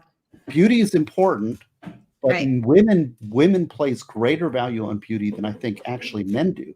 Men look at beauty as like either yes or no, and kind of graded on a bell curve. I think women place such an emphasis on it sometimes that they forget that there's other portions of the whole that Right. and that's why I say, what are you bringing to the relationship? Are you being kind? Are you gentle? Are you accepting? Are you guiding? Are you wise? Are you intelligent? I mean, the whole picture. Are you fun to be? Are you somebody like my wife? The reason I knew I met my wife and the reason I got along with is because we spent like 8 hours in a bus together on a Whoa. sloppy, dirty road for 8 hours in the heat with no air conditioning, no bathrooms, no nothing. Just absolute miserable. And most women would be complaining up and down and whining. And me and her were laughing and singing and we were so happy together that we could have turned the bus around, done the other 8 hours going back the other way, and we would have been just as happy. I mean, it was like I just enjoyed being with her, and she was a positive force, positive energy that made me happy. And it wasn't like a big complaint, and I was having to bend over backwards to make her happy. It was just like wonderful, and so that was like I said, here's somebody. If she can be happy in this situation and make me happy, then that's going to be a happy life, right? I don't know. I was just giving you No, personal. that No, I actually think that's brings great. brings up kind of, and I didn't recognize it until Steve and his wonderful words of wisdom just brought it out. When I first started dating my wife, I had kids, obviously not hers, that were 11 and 12, and we went to Chicago on a family trip, and I invited her along. We're only like a month in or something, but she came along with us. It rained the whole time. My daughter brought a friend who she's no longer friends with that was kind of like whining and moaning the whole time. And then we missed the train. We took a train from Ann Arbor to Chicago. We missed the train coming back, and then we were trying to rent a car. No, we were trying to find a bus, and the last red-eye bus out of Chicago was all sold out. Of course it was, because why wouldn't it be? And then we're like, all right, let's just rent a car. Well, we didn't have any credit cards with us. We just had our debit cards. And they wouldn't let us rent a car because we were out of state. We didn't have credit cards with us. I'm like, take 5,000 deposit, whatever. Just give me a car. Nope, to have a credit card. And so we were stuck in Chicago, and I'm like I'm like getting pissed off. And she's like, it's fine. This is what makes it fun. We'll get a room, and we skipped through the rain and went down to, like all the kids, and went down to a restaurant and had an extra night in Chicago. And it was no big deal, and she made it fun. And that's when I knew, like, okay, she's kind of special. So, well, to put the dumb guy spin on basically what both of you were just saying, men want women that make their lives easier, not more difficult. Mm. There's going to be times when we understand that you are going to bring difficulties into our life. That's part of the deal, right? I'm not saying that we're innocent of wrongdoing here, but generally speaking, a woman that makes your life easier is a plus. Yeah, right.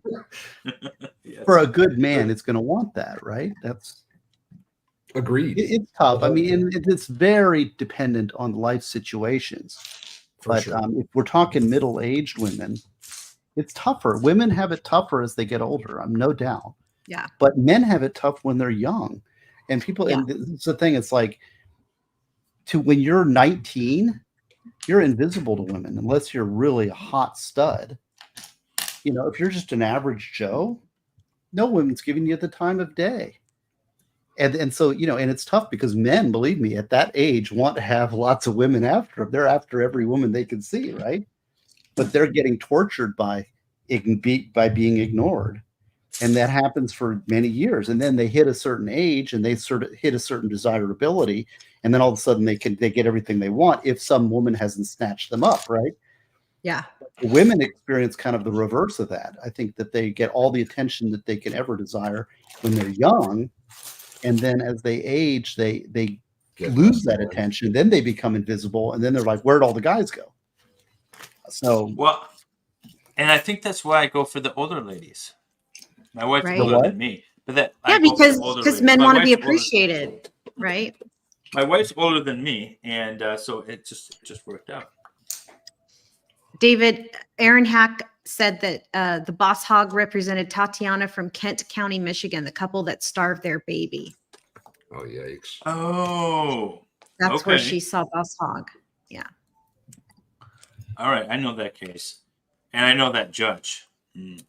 Okay, interesting.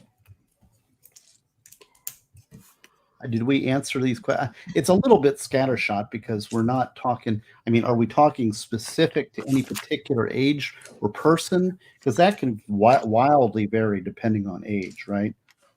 For sure. Well, I mean, all of this is generalities, right? Everyone's an individual at the end of the day, but you know, generally speaking, these are true. Well, I mean, that's what's great about these streams, these Lego libation stream, because we could just speak openly and frankly and from the heart. It doesn't always have to be some big law question. However, however, thoughts on what his name pulling the fire alarm in Congress? Half Irish wants to know your thoughts on that. So what's his name? Pull the fire alarm in Congress. Who pulled fire alarm in Congress? there's a pulled a Democrat fire who alarm. pulled the fire alarm and interrupted Congress, and people are saying that he should get the same treatment as the January 6 people. The problem is the January 6 people got over prosecuted. It's not that, you know, now people want revenge on the opposition, and Well, that's the new bar, right? Now that has been breached, that's what everybody needs to go immediately to a worst case scenario. We're going to which impeach is why they really went overboard with the January 6 people, and it's evil Agreed. and it's destroying this country. It's not doing good things. 100%. It's not doing Or as good Jamie things. would say, 1,000%. Yes. How about Yes. 10,000? So MG, did you guys, I don't know if we talked about it yet. MG Law's thinking about re-streaming, or I don't know what the correct wording is for re-streaming the. Rewatching. Yeah, thank you. Rewatching speaking of Travis Rudolph trial. Travis Rudolph trial was insanity. That was the football player. The NFL player that lit up the car down in Florida. He was a former NFL player, but yes. Yeah, I think I watched that case. Yeah. It was actually pretty good. The insanity of the state's witnesses were. Oh my God. They were all Okay. insane. Speaking of people who were not raised properly, and that was rude, and I shouldn't have said that. No, the you were family, the NFL kid, the kid there was really good. No, he was great. No, His but family it was the victims. Yeah. Those people were just you know what they reminded me of, David? I hope I don't get in trouble for saying this. I don't care. They reminded me of the so-called victims of the Zachariah Anderson trial. And when I say so-called victims, because there's several people who were calling themselves victims who are not victims of something that didn't happen anyway. But like, that's what that reminded me of. It's that same level of like audacity. Like, you have the audacity to come into a state court system and claim to be a victim of a crime when you're so Travis Rudolph breaks up with my sister, and so I am going to go over there with my boys. Yeah, we have guns. Yes, it's midnight. Yes, he doesn't know we're coming, but we just got to go set him straight. And and they claim to be the victims. Well, that was ridiculous. Yes, and I thought his family came across very well. The kid, his mother was. Oh yeah. Now I really think there should be a statute or something that gives basically, if the shooting was justified 10 seconds earlier, it's a defense to shoot 10 seconds later. I think there should be a wiggle room for this prosecutions, because it's like, it's good, and now on second guessing, it's bad. And it's human brains don't work that way. Well, go ahead. No, I was just gonna say there was the one thing that I pushed back hard on Bronco with was with the Texas porch shooter. Remember the family law case where the guy was on the porch trying to pick up the kids and he was shot and killed. And Bronco was on there analyzing it, and he was like, well, see, that second there, he was justified, but then as soon as he was off the porch, then he wasn't. And I'm like, we're talking millisecond. Really? Well, he's technically correct. Yeah, I know. Correct, but and he's teaching a lesson. But that's why I think there should be a little bit of flexibility. I don't know there should be in the law should account for human frailty. Well, you would think it should automatically, right? I mean, it doesn't, though. I know. I can say that I've been in some of these crazy situations, and I was well trained, right? So even being a well trained infantry guy, whatever, like it's not something that like you're processing exactly the whole time. You know what I mean? Like it's there's danger. Now I need to react. And for most people without the training, that would be a much wider bridge to gap if they can get there at all. Yeah, I just think that the law should account for use of force events. If you've got a bad actor and you are off by 5 seconds, your fifth shot is not justified. I think there should be wiggle room. You should not be able to, the prosecutor should not be able to prosecute you for shot number 5 when shots 1 through 4 were justified. Now, I know it's tough, or at least there should be a defense available or something. There needs to be some accounting for human frailty. Like you said, right? You get your blood up, and somebody's wronging you, and and your emotions take over. It's just human nature. And the prosecution shouldn't be allowed to slow down the video and examine it frame by frame, because that's not how it happened in real life. Thinking back to the Rittenhouse trial, that's not how it happened in real life. Well, the one that I'm thinking about, remember there was some kind of like robbery case that was recent, and the robber comes in and the guy has his concealed weapons permit. The robber comes in, he's holding everybody at gunpoint, and then the guy shoots, boom, boom, boom, boom, and puts him down. Ice cream shop one? Yeah. Is that the ice cream shop one? Yeah, Down in Texas. Jess wants to know, have you guys seen the video of the delivery driver who was acquitted after shooting a prank YouTuber?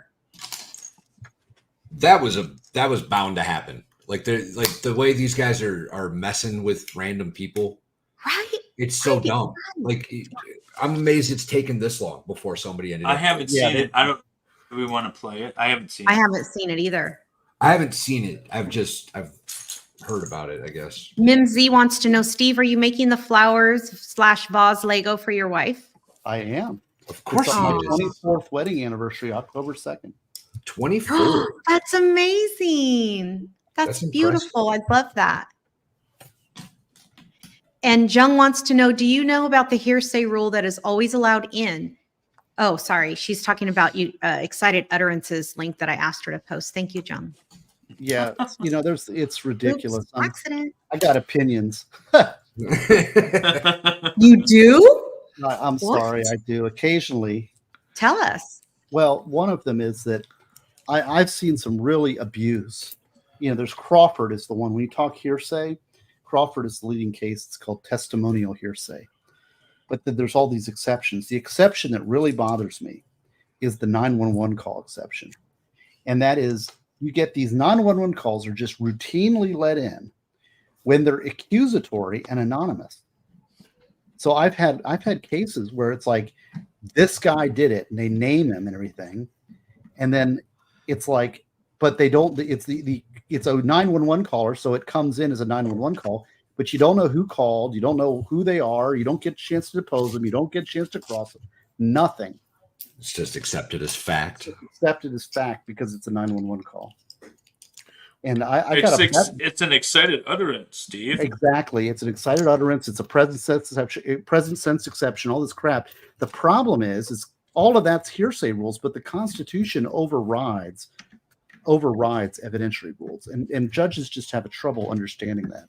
Secondly, somebody's going to get wrongfully convicted by that little technicality. Mm-hmm. Yep. And then, it's like, well, this was in, and then somebody's going to set it up and it's going to be abused. And how many times in your, immediate senses in a high stress situation is your information correct? I mean, the media can't get it right most of the time, when they're live breaking news. And they've had a chance or two to sit back and look at it. Yeah, and you can't cross. Jung wants to know if she has a gun and someone jumps out to scare her for fun and she freaks out and shoots them. Is she in trouble? Maybe Shelley shouldn't get a gun. Maybe let's just if you're subject to freaking out, I just did a whole stream on that, an hour and a half with Andrew Branca. You need to go watch it. Okay, we'll post a link for that too, Steve. Jung has made a 180-degree shift in her. She's been red pilled in real time. Yeah, red pill in real time, like overnights, like Tuesday. She took a self-defense boxing class. Now she's ready to take on the world, Steve. She wants to get a gun. She wants to learn to shoot. Gene, it's Gene. Yeah, Gene. It's my. It was on my channel. It was. I just got. In fact, it dumped into this stream, the Gosney raid. I wonder if Tia's here. I think Tia's here. Who all's here from the Gosney raid? Are they still watching me do Legos? I hope so. If you're here from the Gosney raid, put a number 1 in the chat. Yeah, it's cool. Oh, Excited Utterance is here. Yes. I'm looking up for my Lego building obsession. I see that. I've looked at the chat like twice since we've been. I know it's so nice just knowing that the chat, because I love the chat and they're being taken care of. And they love you. Oh gosh. So Steve, so far we have Tia Nena, Diane Kelly, half Irish, Mimsy, not Lefty, sorry, Lefty. Salty Dog, 78, Stray. All right. Thank you all for coming. That's great. Well, thanks for showing up. My peeps. They love them some Stephen Gosney, don't they? Oh, and that's sweet. I got really nice people. They treat me so nice. I don't even know what I'm doing that's so great. Yes, you do. Stop it. I don't. But let me tell you, my whole life, I was not the cool kid. You understand this? You're a good-looking, studly guy. You don't know what it's like to be ignored and be on the bottom. Well,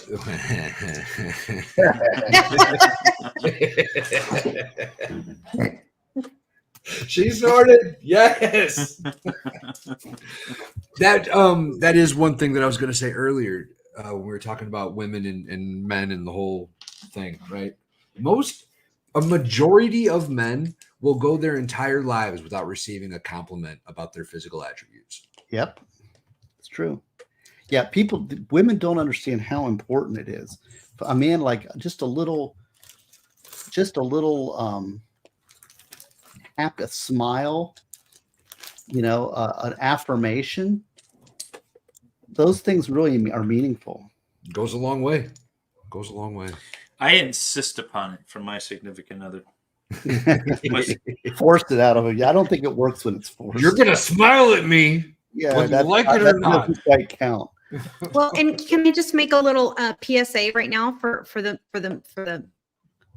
parents in the chat in the room here? Stick around for your kids, people, because that's what's going to create I mean, whether or not you're with the spouse or not, I'm not even talking about that. I'm talking about sticking around for your children, because good parents, effective parents create effective adults, and effective adults are kind to each other, and they learn that from their parents. So be kind to everyone around you, not just your kids.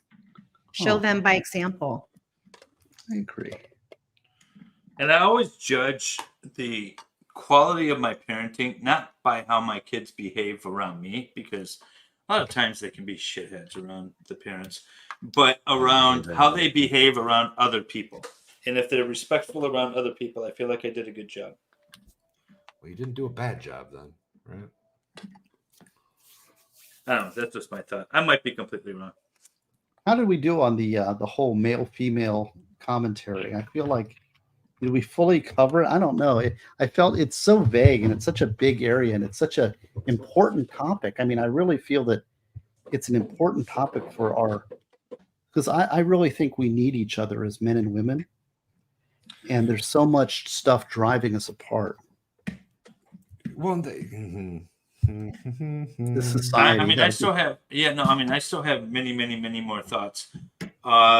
And I can go on for a while about that. I think one of the biggest issues is, you talked about beauty, and that women focus on beauty a lot more than men do. Well, to the exclusion of all other things. It's important, but once you cross the line, once you're in, right? It's kind of a binary for a man. I think it's like if you're good enough, then that's good enough, right? And once what I was going to say is I have a point system, which I know everyone in my chat is going to yell at me saying I need to explain it better. But it's a 30-point system. Oh, it's so easy. It's such a silly point system. It's a 30-point system, Steve. And the first segment is based off of outer beauty, right? So you're placed into a range based off of your outer beauty. Are you single, by the way? Me? Yeah. He's very married. I'm married to a very beautiful sweet. He's so happily married. Well, at least that's what he tells us. No, happily married. But what was I gonna say now? Oh, but then you move it based off of the personality of the individual, because they might be really attractive. You might find them physically attractive, but their personality might be so ugly that you really don't want to be with this person. And you need to find that right range, because for me, they need to be physically attracted to them, but you need to be mentally attracted to them, I guess, for lack of a better term. They can't have a shitty personality and just be ultra hot. I mean, I guess if that's all you're looking for, then fine. But for me, it's more important that they have a good personality, and so it's not all about the looks, ladies. Well, let's just say that I think that women, it's not that looks aren't important. They are, obviously. But it's that there are other qualities that men value more than women realize. I think women overvalue looks. And that's actually not just me talking. I could say there's a fellow named Alexander Grace who there's been academic studies that have done that, where there's like a little chart, and people say, what are the things people value? And the men understand what they want, and they have a very clear idea of how much they value beauty, how much they value this, how much they value that. When you ask, what does the other sex, like what do other men value? Those things are in sync. But when women are asked, well, what do you value? And then what do other women value? It really gets skewed. And so it's important. I don't know. These are hard questions for sure. I mean, I don't know if I have any. Well, it also involves, what is it, where you can look in on yourself and really, self-knowledge. Say that again. Self-reflection, inner reflection. Self-knowledge. Yeah, I guess self-knowledge, inner reflection. But you need to know yourself and be truthful with yourself as to what you really want and what you really are as a person and what you really have to offer. And when you're comfortable with yourself. Wolfram just super chatted, $5. Wolfram says, and 100% agree with this. If I knew that having grandkids was so much fun, I would have had them first. Amen. Amen.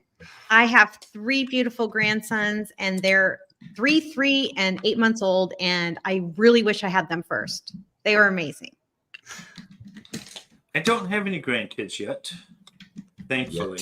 Once you have them, you won't care about anything else in your whole life. It's this weird, like, it's evolution at its best. I love it. It's just, there's this primal, there's just something about seeing your legacy in person before. It's like all the things you thought you wouldn't know until you died are happening when you're alive, and it's pretty cool. I love it.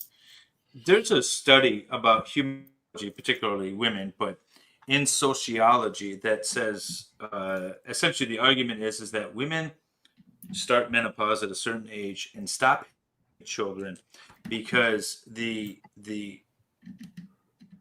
you're expecting, or I guess our systems were set up that the grandparents are supposed to have a big part in the children's role, and it's the whole grandparent thing, and that's why women are unable to produce going forward. I don't know how true that is, or if it's just we're living longer.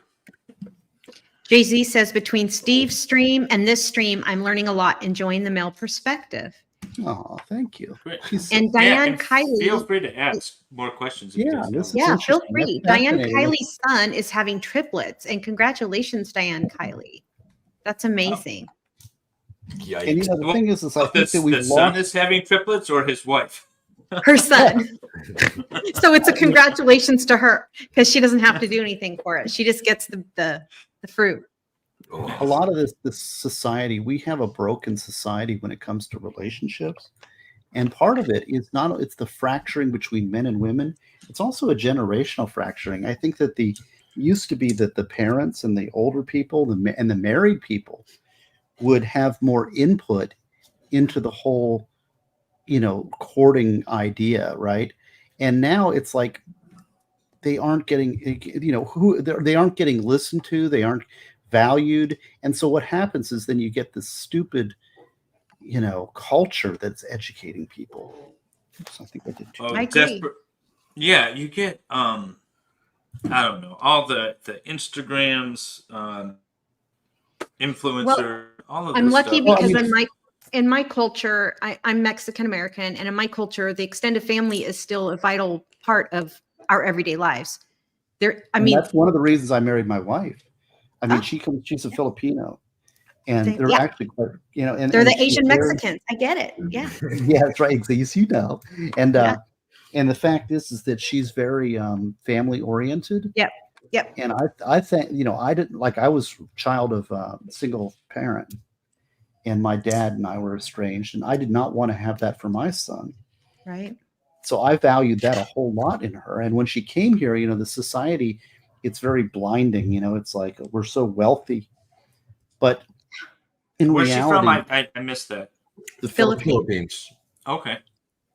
And I valued that in her. I mean, it's like that she's bringing that values to.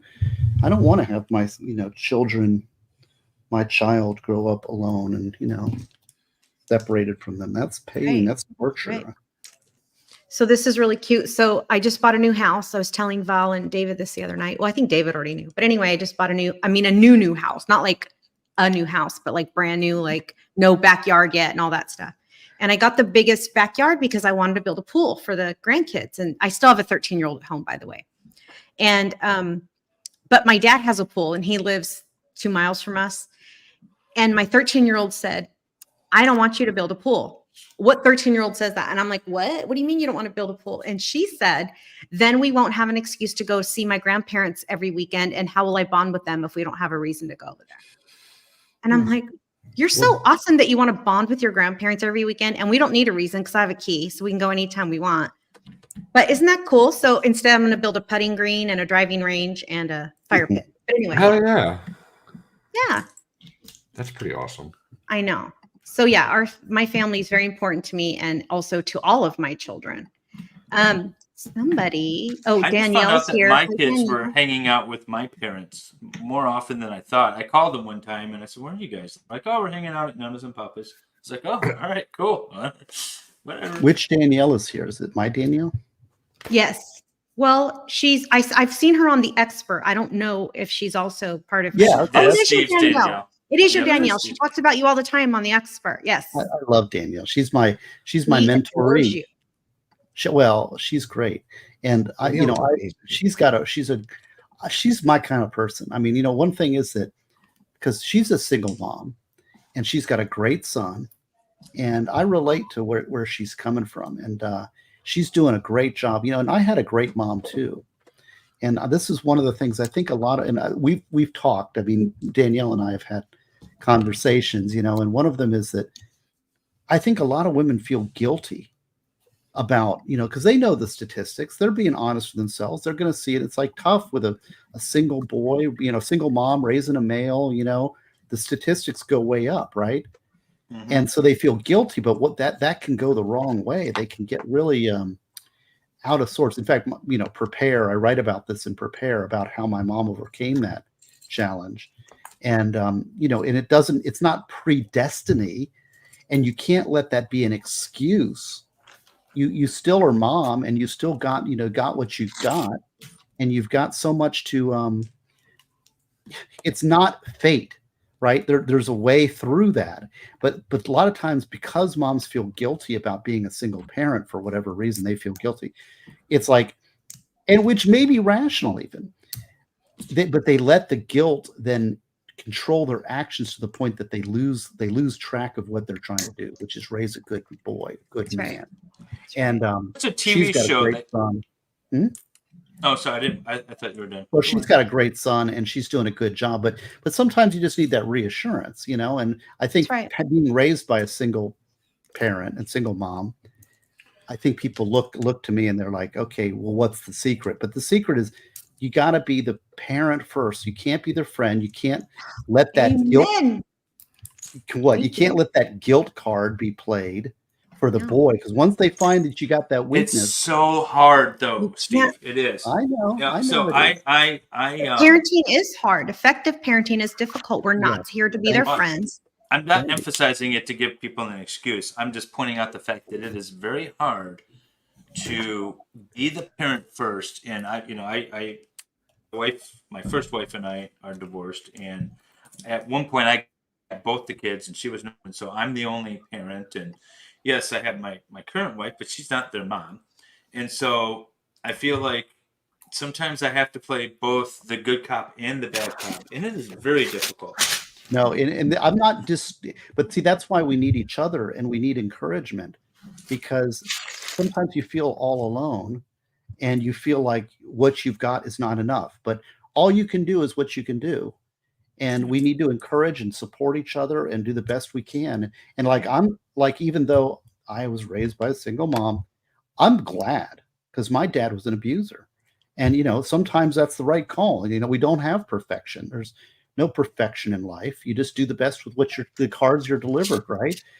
But do the best as you can, do that hard work, because it's worth it. What's more important than your child? Nothing. Exactly. So do the work, do the hard work. It makes you a better person too.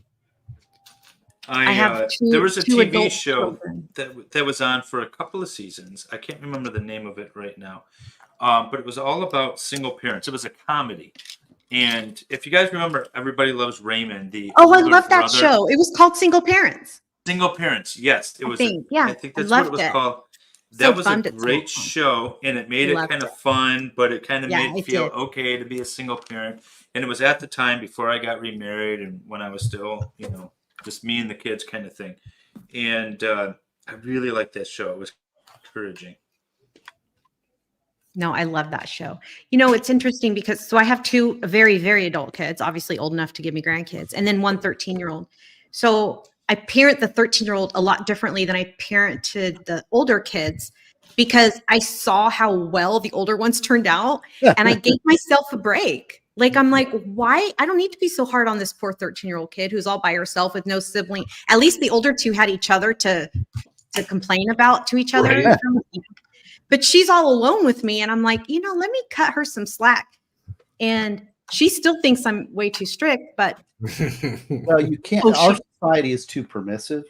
I'm not. She doesn't even have a phone. She's the only kid in her school that doesn't have a phone. That's Good for great. you. I held out I'm as not long doing as I it. could. Grandma interfered with that little plan. Yeah. So You know, my son something- keeps breaking his phone. My son keeps breaking his phone, and I said, you know what? You don't have a phone. If you have Oh, you broke up at a horrible time the there, extent buddy. you're going to get one, you're going to. And then my mother intervened. And was like, well, how can I keep track of him on 360 if he doesn't have an iPhone? And it's like, then fine. He gets my old phone. So he got my old phone. I got a brand new phone, and of course he breaks it. While I'm in Sweden, I get a call from my mother saying, "Logan needs a new phone." No. Grandparents. Well, I won't tell you what my dad wanted to get my kid for school. For school? Yeah. An iPad. He Hey, wanted to get her. Solomon. My dad's a Vietnam veteran, by the way. He wanted to get her a bulletproof backpack. I don't see a problem with it. Paranoid. I don't either. I'm just saying, like, that's how much the times have changed. That's where his priority. He's like, phone smone. Who's she going to call? 911? They're not going to help her. No, she needs a bulletproof backpack, and she needs to know how to get out of that situation. Is what needs to happen. By the way, Solomon Anderson is here. Hello, Solomon Anderson. We're so happy you've joined us. We hope you got the baby to sleep. Oh, it's pretty late for a baby, so I'm sure he's going to sleep. But welcome. One thing I must say is that this is Zachariah Anderson's brother, right? It is. Yeah. Yes. I'll tell you, and I have a lot of clients. Not many clients have family that sticks by them. And that is something that's really admirable. I know he's been quite active and supporting his brother. And that Isn't he is amazing? it's amazing. And I really respect that. And it's very rare. And, it's sad because people get abandoned. They get this throwaway society. And 100% right. I was thinking about that the other day. He was on my stream yesterday when I was doing my exoneration stream. And I was thinking, if my brother got charged and convicted the way Zach did. My brother, he sucks. He'd be done. Well, my brother, I would definitely try to do everything I could, but just the resolve that he has, I'm like, I don't know if I have the same resolve. I hope that I would, but I'm not in that situation, so I can't know for sure. But I'm like, it's a lot of effort. It's a lot of extra things. Yes, He's got a new it's baby. a full-time job. It's a full-time job to be the family. He's still working. He's got a wife Even that to be a apparently normal, tolerates him. even if you're not advocating for the inmate, to be the family member of an inmate is a full-time job if you take it seriously and if you actually still want to be in that person's life. It's expensive, even without a trial going on. It's expensive. It's time-consuming. There's stigma attached to having a family member that's locked up. So I admire him so much for what he's doing for his brother and also his wife, Jen. Like, they're both, and the community that's rallying around them too. Like, I think that, well, part of that community. So of course I think we're pretty great. But David, I forgot Merce Turf sent a super chat a while ago and she wanted to know, David, in your family law experience, do men or women who files for divorce more frequently, men or women, or is it 50-50? Women. Women file more often. My experience. Really? I'm shocked. Okay. Something like 80%. Val knew that. Divorces Like are initiated 80-20. by women. Yeah. Most Yeah, divorces. women file. I mean, I'm not looking at the statistics. I'm just going based off of my practice experience over the last 13, 14 years. Women file and more often than men. But the women end up, no matter what the outcome is of the property settlement and everything, women tend to end up more unhappy after the divorce than men. Most of the men end up more financially secure at the end of the day. Give it a couple of years, depending on alimony and property. They end up more happy and more financially secure than the women ever do at the end of the day, too. So, ladies, keep that in mind. I remember learning that in college, that statistically the standard of living for women decreases and it increases for men significantly after a divorce. Yeah, I mean, in the short term, it's the opposite. But in the long term, the men are more successful. So I always tell my male clients, I'm like, listen, you're going to take a financial hit for a bit, but I want you to look 5 years down the road and you're going to be more financially successful and probably happier at the end of the day. So take the financial hit. Don't give me all of your money. hold on to it. Well, we're going to settle this. You're not going to be happy with it, but you're going to be better off down the road. And most Well, of them. Branca says, when he got his first divorce, he was 40 and he was basically broke. Yeah. Broke at 40. And now he's very successful. Yeah. But he gave up everything. I can tell you I did the same thing. I gave up a lot. There were a couple of things that I wouldn't budge on, custody and parenting time with the kids and some other. Right, that's what he did. He gave up all his money for custody. Yep, I did the same thing. Whatever cash. Me too. Take it.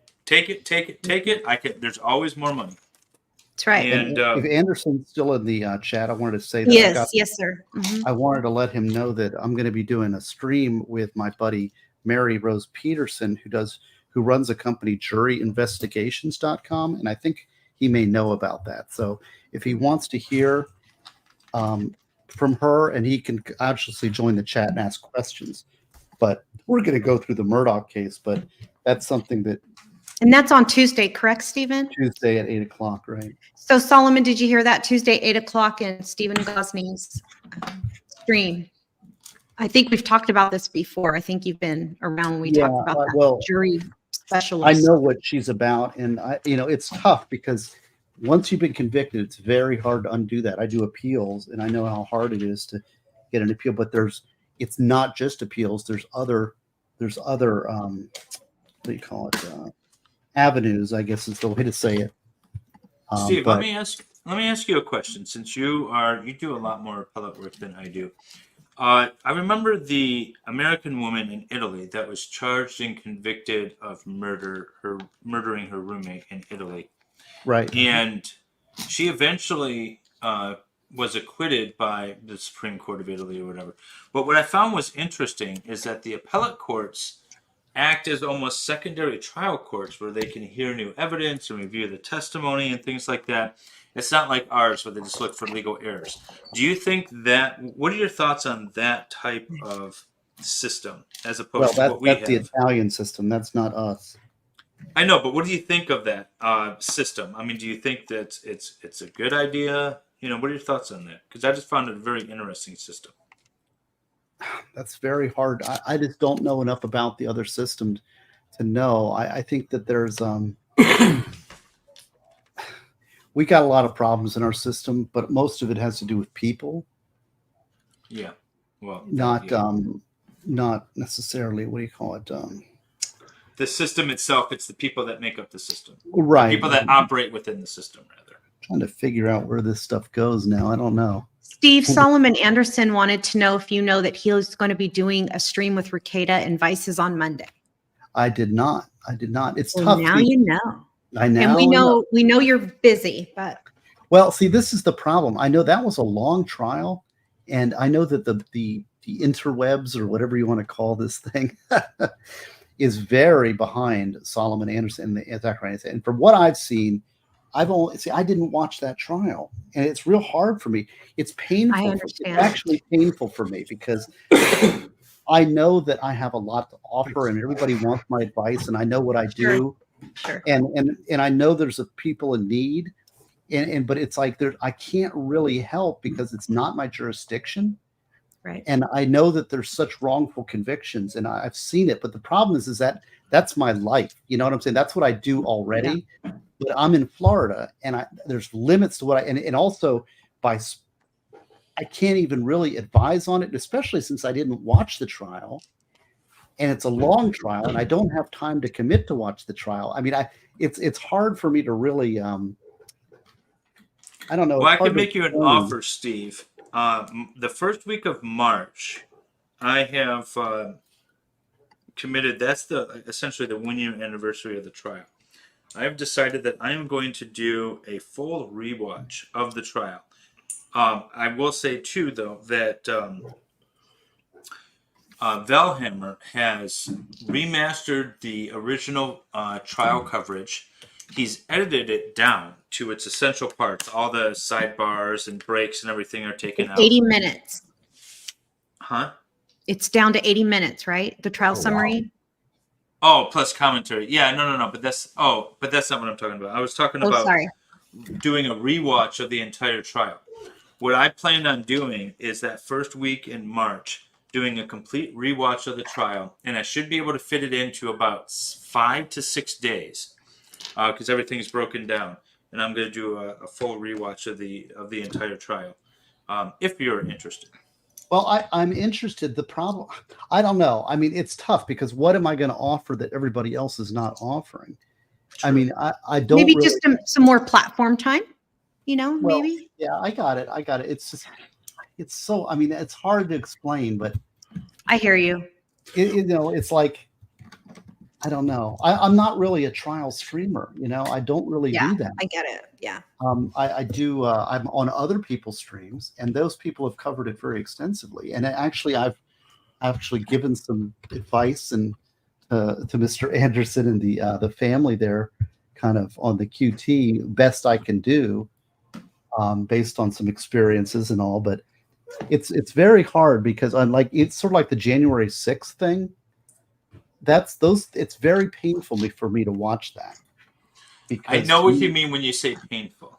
Yeah. I know exactly what you mean, because it's such a frustrating situation that And you it's almost in would my rather wheelhouse. stick your you would almost rather stick your head in the sand than have to deal with it. I felt that way about a few things. I kind of do stick my head in the sand. I mean, and I'm not to say, but I'm only one person, and I'm limited on what I can do. So, like that's why I'm saying watch.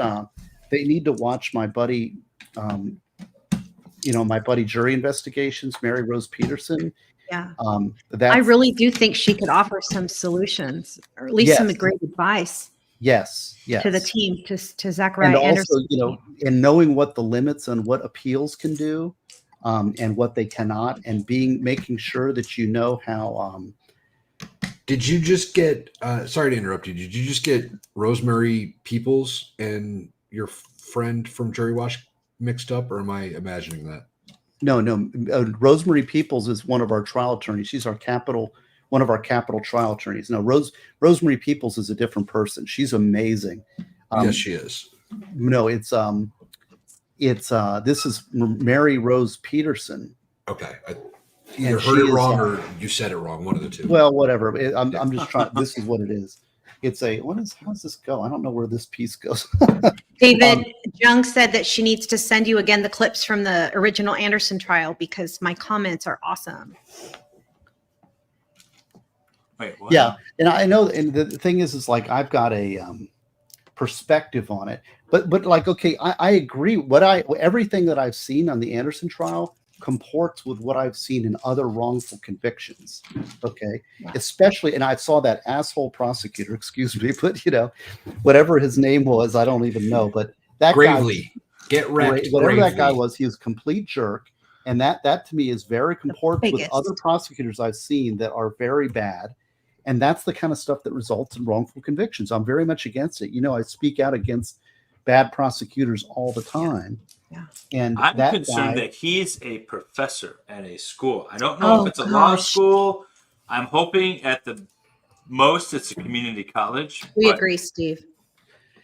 Yeah, and it's like, to me, that's the kind of guy that should not be anywhere near courtroom as a state attorney, because he was playing a lot of games, and this is somebody's life. It's not a game, but he's playing these games about like guilt or innocence, about like thinking it's about his career and he's going to be the guy, and but that's not. This is about justice. I don't care about your statistics. I don't care about your win-loss ratio. I don't care about any of that stuff. But unfortunately, that's who gets in power. People, they don't know. Well, I speak out a lot about bad prosecutors, and that's what I see in that guy. I mean, and I'm obviously now, it's hard for me to say like absolutely 100%, but when I'm seeing what I'm seeing, it strikes me as an unjust conviction, right? And especially, I don't know. I also put the Andersons. There's some DNA people that they need to talk to. But I don't even know if that's the right thing. But look, the DNA evidence that Nick Staroff showed me, the presentation, there were a lot of flaws in that presentation. Yep. And that's an appellate issue. Yes. But I'm not a Michigan lawyer. Like there was that, what was that called? Wisconsin. They're in Wisconsin. Or Wisconsin. There was that hearing. Yeah, we hear you. What was that hearing they did that I've never Denny seen? motion. Denny motion. Denny motion, yeah. Never heard of that. So that's very state specific. But I don't know. I'm just talking. It's painful. It's like the January 6th stuff. I mean, there's 1,000 people there, and it fires me up because all of those people, I'd like to go represent every one of them, right? Right. And fight. But I can't because I spent 3 months on this death penalty brief, and that's what I'm paid to do. And there are other good. I'm not the only guy. There are good attorneys out there. You just got to find them, and it's hard. So Solomon asks, Steve, how do you feel about criminal consequence for prosecutors that intentionally suppress evidence or defraud the court for the sake of a conviction? Well, see, Solomon, did Solomon, did I send you my book and Ideas, the Answers in Law? And everybody's like grifting and shit. I'm not grifting, but I will send you a free book, Ideas and Answers in Law. But you don't even need to do that. Go to my ISBN page, or SSRN page, and look up my law review article on ethical closing arguments for prosecutors. And it gives a framework for prosecution, and it lays out my opinions of solutions that need to be implemented, because prosecutors do not get in trouble for being unethical and lying and cheating and stealing. And in fact, one of the big problems in this country, and people are now seeing it through and obviously the Andersons are seeing it through this conviction, and people are seeing it through that. But look at the January 6th stuff, is that we are basically being ruled by prosecutors. They're prosecuting everybody who's a political opponent of the deep state. Yep. And that there's no check on our prosecutorial function. And I've been saying that for 10 years, but people are seeing it now because they're seeing some of these wrongful convictions, right? Yep. I just realized I have no idea where my phones are. I haven't seen them in 2.5 hours. You're so into your Lego. So Wolfram, thank you for the $5 super chat. Wolfram says, free Zachariah Anderson, justice for JR, throw Gravely behind bars. And Jung keeps wanting us to go back to the Travis Rudolph topic because MG Law is in the chat. But before we do that, I do apologize, chat. Please forgive me. On StreamYard, you cannot see the gifted memberships. So I didn't realize we've had some gifted memberships tonight. It's me, Josie, just gifted. Oh gosh, it looks like several memberships, 5 or 10. Donna T, who's already been a member, so welcome back. Cerebral Failure, welcome. SB, welcome. Chrissy, welcome. And oh wait, hold on, kids. Let me see here. Sean Bird, Chrissy. Go ahead. Sorry, Steve. I'm going to put in the chat. I'm sorry, I'm getting distracted now. I'm getting fired up. Okay. You're getting fired up for the right reasons. I put on into the chat, comment failed to post. I'm going to put it in private chat. Maybe somebody can. Yeah, I could move it over. This is my you go to that SSRN page. Yeah, I'm going to post it right now. I've got my articles. A lot of those articles, not everyone, but most of my academic articles in there. Look about 4 down. There's one about ethical closing arguments for prosecutors. And that presents some solutions, like it's ideas and answers. It presents some solutions for people as opposed to just complaining about prosecutorial misconduct. Awesome. Thank you. Thank you for that. Hopefully Solomon's still in the chat. If he's not, I'm sure one of if there's an issue, Steve has written about it. That's my takeaway. I'm still working. I got so much. That's the thing. I got other stuff I need to write. I'm working. Actually, I'm getting Chandler Remington to help me with something right now. Oh, great. And hopefully, because she's going to go to law school, because I also like to help people. She is. And I'm going to try to get her as an author on one of my law review articles. So that co-author, so that she can then help her with her law school application. That's awesome. And law review articles, I love when there's a novel issue, and as a secondary source to start my research, there's nothing better than a law review article. And I know what I'm working on is I'm working on. How does that work? I don't even know what that is. I'm working on. It's just, what is that? Yes, Wolfram. Stephen has written a book on it. Yeah, my next article I'm thinking about doing, I got to put it in the somewhere, is going to be on the beyond the reasonable doubt standard, Yeah. which is something like I like to write stuff that nobody's thought about that's so common that everybody deals with it. Florida has a very screwed up beyond the reasonable doubt standard. And I'm trying to, I'm going to do an article on proposals for getting special jury instructions to clarify it and to make it clearer, because it's so unclear and so bad. Yeah, I saw your stream on that. That was an excellent stream. Yeah, so I'm going to, that's sort of the root of a law review article that I want to do. Val okay. Jungman says, compliment to Valhalla Awaits. Your laugh is so genuine and infectious. Valhalla is a genuine. That's what I love I about agree. him. I love genuine people, and he's a genuine. Me too. I have become quite fond of Valhalla Awaits. I quite like him so much that Look at this, y'all. Look at this. Oh yeah. She's got law cards. You I'm know, I'm a super fan. Wait, hold on, Steven. You are cool. I Aw. ordered law cards, and I don't think I ever got them. It took me 3 months. It took me a month to find someone to even email to get mine. They took the first Oh, you got ones to I pick. got. You got to pick. I got to pick these. I didn't know before. I just ordered it was a pack, and they were people I didn't know. No offense to anyone out there, but I don't. No, you got my I'm guitar like, pick. I mean, they're all super famous people, but like, I don't follow them. And I'm No. like, look, let me tell you who, because David's not on there. Look No, I here. don't have one. This is What who is I that? wanted. Oh, Hang on. You got my pick. I Wait, have hang your on. pick. That's awesome. You check it out. Oh, there's the pick. That's Okay. beautiful. I love it.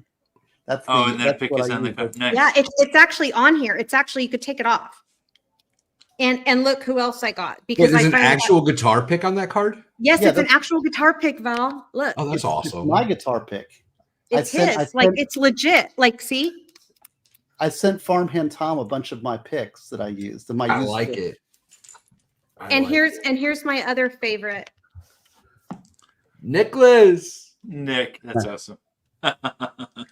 And I also have, I went to Flux's website and purchased some of her artwork, which she did not sign. What the hell, Flux? I got a Flux original with a signature. Well, If she's if gay to me because she didn't sign mine. If she wasn't in bed, I would text her and yell at her right now. Thanks, Val. I was wondering Maybe what you she can- was. She's always in bed. She's an early bird. She goes to bed earlier than I do. And I go to bed pretty early. I think she's just old, Steve. I think that's her problem. I think she's an old lady inside a young lady's body. I know. See, I always get along. The older ladies like me. I always had problems with the young ones. Only young guys ask me out. What's up with that? Why are these like 20-year-olds asking me out? I'm like, Go for it. really? Do it. Why are you complaining? Yeah, fine. that's a complaint. Right? Looking for sympathy. Yeah. I mean, Steve, are you done with yours already? I think so. I'm trying to figure out this soil part of it. Doesn't It's just really- in there loose. It's just in there loose.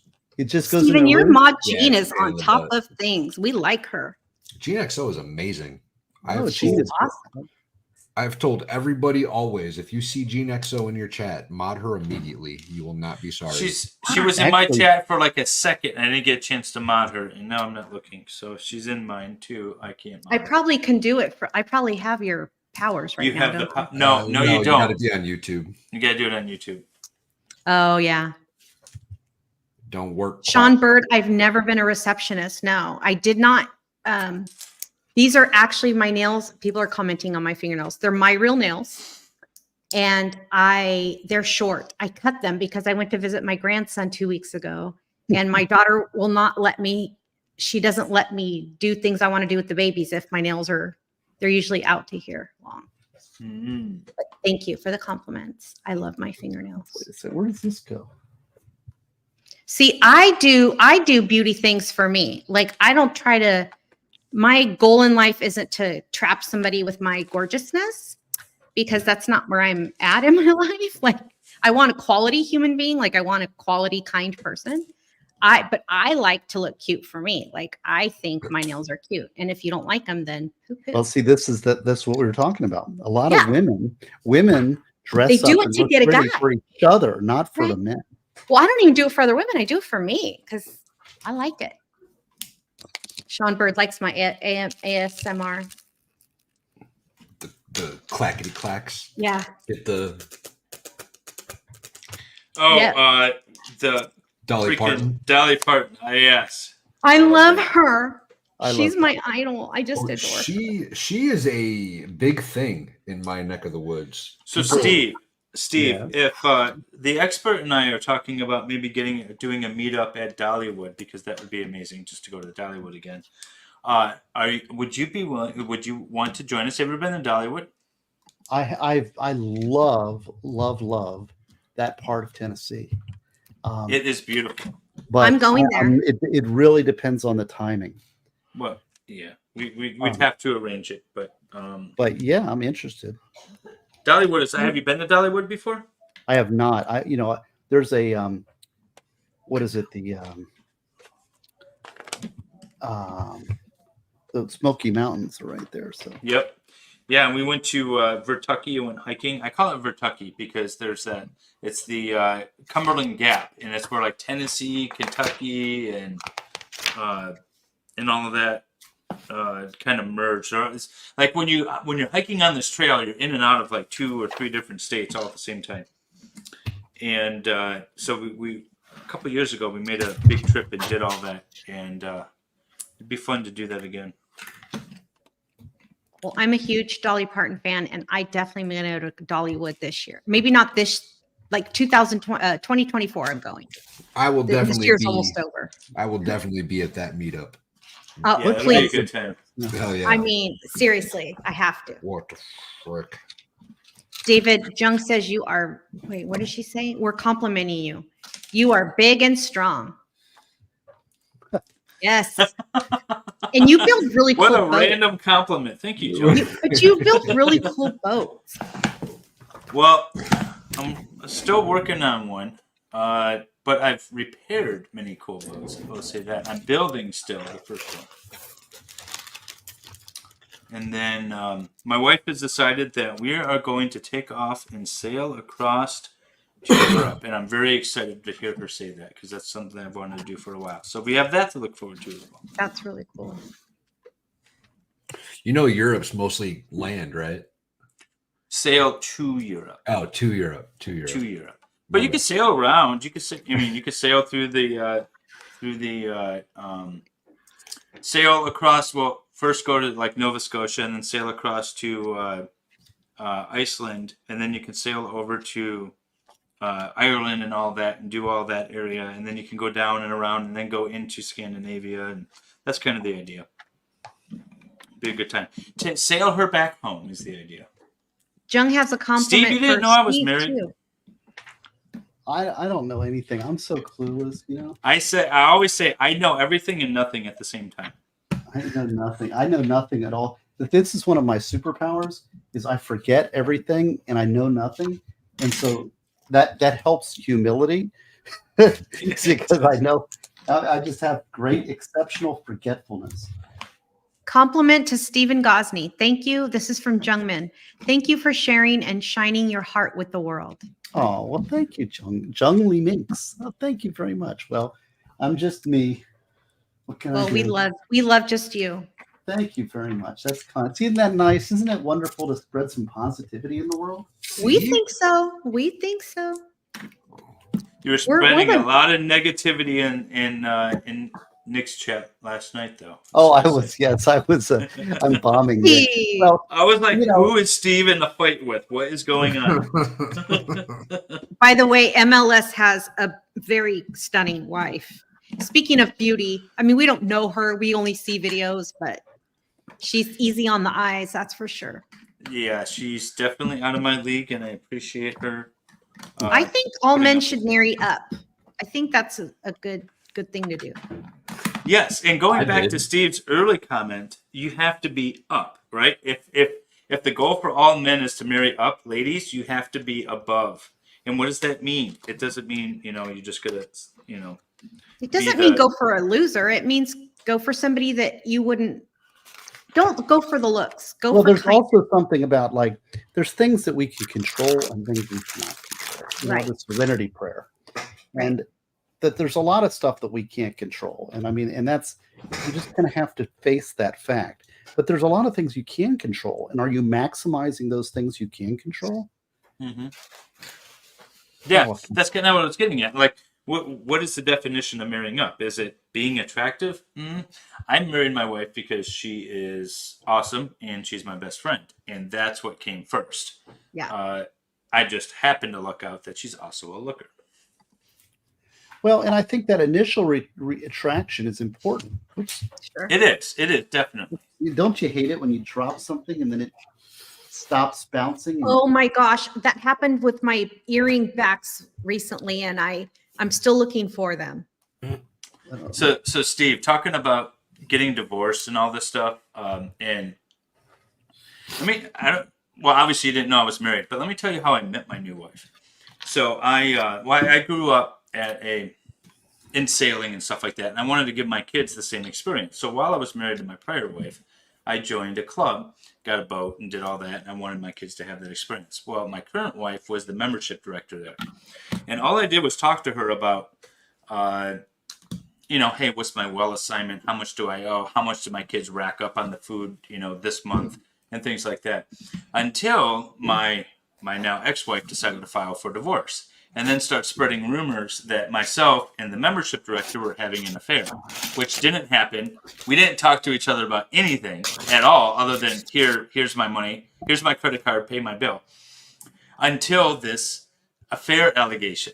And I started talking to her about that, and I was like, hey, just so you know, my wife's kind of spreading this rumor around. And she's like, oh, okay, cool, thanks for telling me. And so then we started talking about a couple other things, nothing big deal. And we kind of forgot about each other until about maybe, I don't know, a couple years later, ran into each other again. She happened to be at a different club. And the first thing was, oh, yeah, remember that whole weird affair conversation? But that's how the relationship started, was my now ex, kind of manifesting that whole relationship from the beginning. But we started just chit-chatting as, like, kind of friends in a weird spot where we were, both being accused of doing something we obviously weren't doing. And, but that's where it started. And so we became friends as a result of that. And then, dealing with, we were both single and just talking about kids and raising kids as single people and how, sometimes exes are a little crazy. It just kind of went from there. And we became friends first, and then, it went from there. But that's how I always thank my ex-wife, for getting me together with my current wife. I would definitely send her a Christmas card every year. I think that's Right? appropriate. For Right. So my 13-year-old's dad had a longtime girlfriend after we broke up, many years girlfriend. And she dumped him a couple of years ago, and he shows up at my door one night crying. And I'm like, This is what's not wrong? the house. This is not the house. Go somewhere I was like, else. right? I'm like, I'm not your mom. Anyway, it was early enough in the evening that my daughter was still awake. I think she was 9 or 10 at the time. And she's like, why is daddy crying? Oh my gosh. So of course I invite him in, and it's raining outside. It's just like the movies. I mean, he was a hot mess. I go, what's wrong? He goes, I forgot her name, whatever, dump me. And I'm like, oh, poor you. I feel so sad. Well, my poor daughter was heartbroken. So of course I said, well, you could stay the night. 6 months later, he's still in my guest room. This isn't current. This is like a few years ago. Guess what he did while he was staying with me? Met his wife online. So sometimes the ex is your best matchmaker, right? I guess was the point of that story. What was that movie with Dane Cook? Good Luck, Chuck. Where every time I don't know if I've ever seen the movie with. I haven't seen that. Oh, it was a good movie. Every time a girl dated him, they immediately would go find their husband. Oh, that's funny. Oh, I remember that premise good. of that movie. Yeah. Well, there is that. That's of course the Hello Dolly. Remember Hello Dolly? Oh yeah. David Aaron Hack wants to know if you will do the Tupac trial if it happens. Oh yeah, definitely. That would be an interesting trial for sure. I've already got my playlist lined up, but that's going to be years down the road. No, they're talking like next year. No, They're talking 2024. It's not. Wow. But I mean, if it does, I'll cover it. Steve, what are you looking at? You are really intently looking at something. I dropped a piece and I can't find it. Oh no, you still can't find it? I need to get my light out, my flashlight. Well, that's what I was looking for. I dropped a piece and I was like, oh, let me get my phone and turn on my flashlight. And then I realized. And now you can't find your phone still? I have two phones and I can't find either one. I have my work phone and my private phone. And see, this is why I have Apple. I just yell, "Hey Siri." Well, don't yell that too loud. Find my Lego piece. Everybody's series just went off. Everyone's did on. I don't have a Siri, and I was gonna do my watch. It's dead. The battery died, so now I can't even look for it with my watch. Usually, I can ring them. Jay-Z says, I think the world needs more guys like Steve. What a great story, MLS. I think the hard part about dating is actually how to meet someone. Online dating just didn't work for me. And you know what? Jay-Z, I want to follow up with that and say, because I wanted you to tell her what you were telling me the other night about that. I did the online dating. I did that for a while. Yeah, I met all kinds of interesting women with feathers in their hair, not because they fell out of the sky, but because they thought it looked cool, and other things. I mean, if that's your bag, that's your bag. But I'm like, this is getting me nowhere, and it was extremely frustrating. I didn't like anybody I was meeting up with. And I said, you know what? I'm just going to focus on myself. I have my hobbies. I have my kids. I'm going to do my thing. And literally, I was like, and if I meet a person, I'll meet them in real life and whatever. You will see where it goes. And seriously, not like 2 weeks later, I was downtown Detroit after court. And I wanted to grab something to eat. And I went to this little, it's called the Detroit Club. And ran into my now wife there after I hadn't seen her for a couple of years, like I said, after the other club incident. And it just happens, when you stop looking, it kind of happened. That's what. Well, and I think that's one of the things that you can do. In fact, it's hard to give advice to people because it's so different and individualized. But I think that focusing on things outside of yourself. Like, okay, I hate to put it this way, but what if, for example, you'll never meet somebody? What if you're just going to be alone for the rest of your life? Let's assume that's the fate. That's the card. Oh, look at this. No, let's assume that's the card that you're dealt, right? Okay. So that's the card you dealt. It sucks and it's terrible. Okay. But you still got a life to live. Well, now what are you going to do? All right. So now focus on, so now focus on doing things, maybe making your life, finding purpose in your life, making the world a better place, doing things that you would enjoy, doing things that, accepting that and then moving forward. And on that journey of life that you choose, there will be people along the way who have chosen that same path.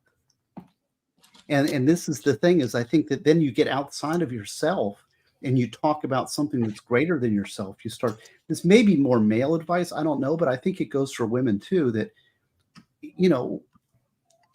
just do follow that path. I know people that are so self-obsessed and they think that if they become obsessed with getting a woman, for example, I want a woman, I want a mate, I want a girl who's going to be my wife, or this what his sex would be and all this stuff. All right, but then they're so hyper focused on that they forget about what they have to offer, what they're doing in the world, what purpose do they have, how are they making the world a better place, and they're miserable. So it's like, well, why don't you just forget about that and it's easy to say, and I mean, it's easy to say when you're married and you're not alone, because loneliness is tough. But go out in the world and don't be lonely. Go find friends. Right. Go do things. Whether it be travel, maybe you can volunteer at the church or volunteer at the at the thrift shop, or just go out, kitchen, live life, do things that life is offering that you can do out there. And through that common goal, there will be people around you. Now, I know that this is actually maybe more male advice, because I think a lot of men are, they can get obsessed with that. They think that their mission in life is women and having a woman, and it becomes obsessive. This has to do a lot with the book He and She, and that women are in the Grail castle, meaning that they see women as the Grail, when in fact they are not the Grail. That the purpose is outside of women. A woman is a companion, just like a man is for a woman. A woman is a companion and can shine light on the path, but she is not the ultimate goal. She is not the Grail, and that men get that confused because they're lonely and it seems like the proper objective, but it's not. By self-sacrifice, you make the world a better place, and as you follow that path, you will find women who accompany you on that path, right? That's right.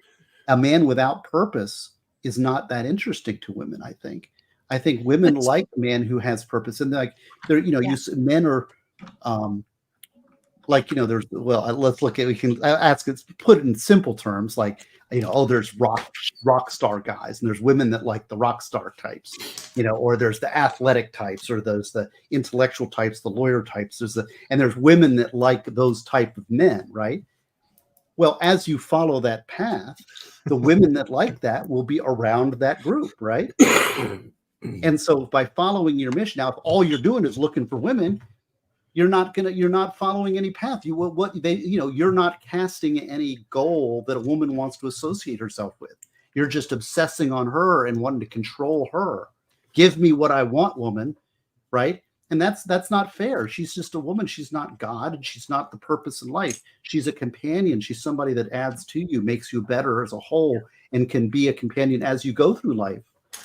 When I met Mrs. Valhalla, I had been going through a rough patch, right? And I'd been getting in a little bit of trouble here and there, and really just wasn't doing myself any justice for long-term good things, right? It just wasn't so good at the time. And I kind of recognized it and realized that I needed to stop and focus on myself. And I did. I stopped drinking. I stopped spending money where it didn't need to be spent. I stopped dating completely for like 9 months and just focused on being a better human to myself. And that was when I ended up meeting Mrs. Valhalla.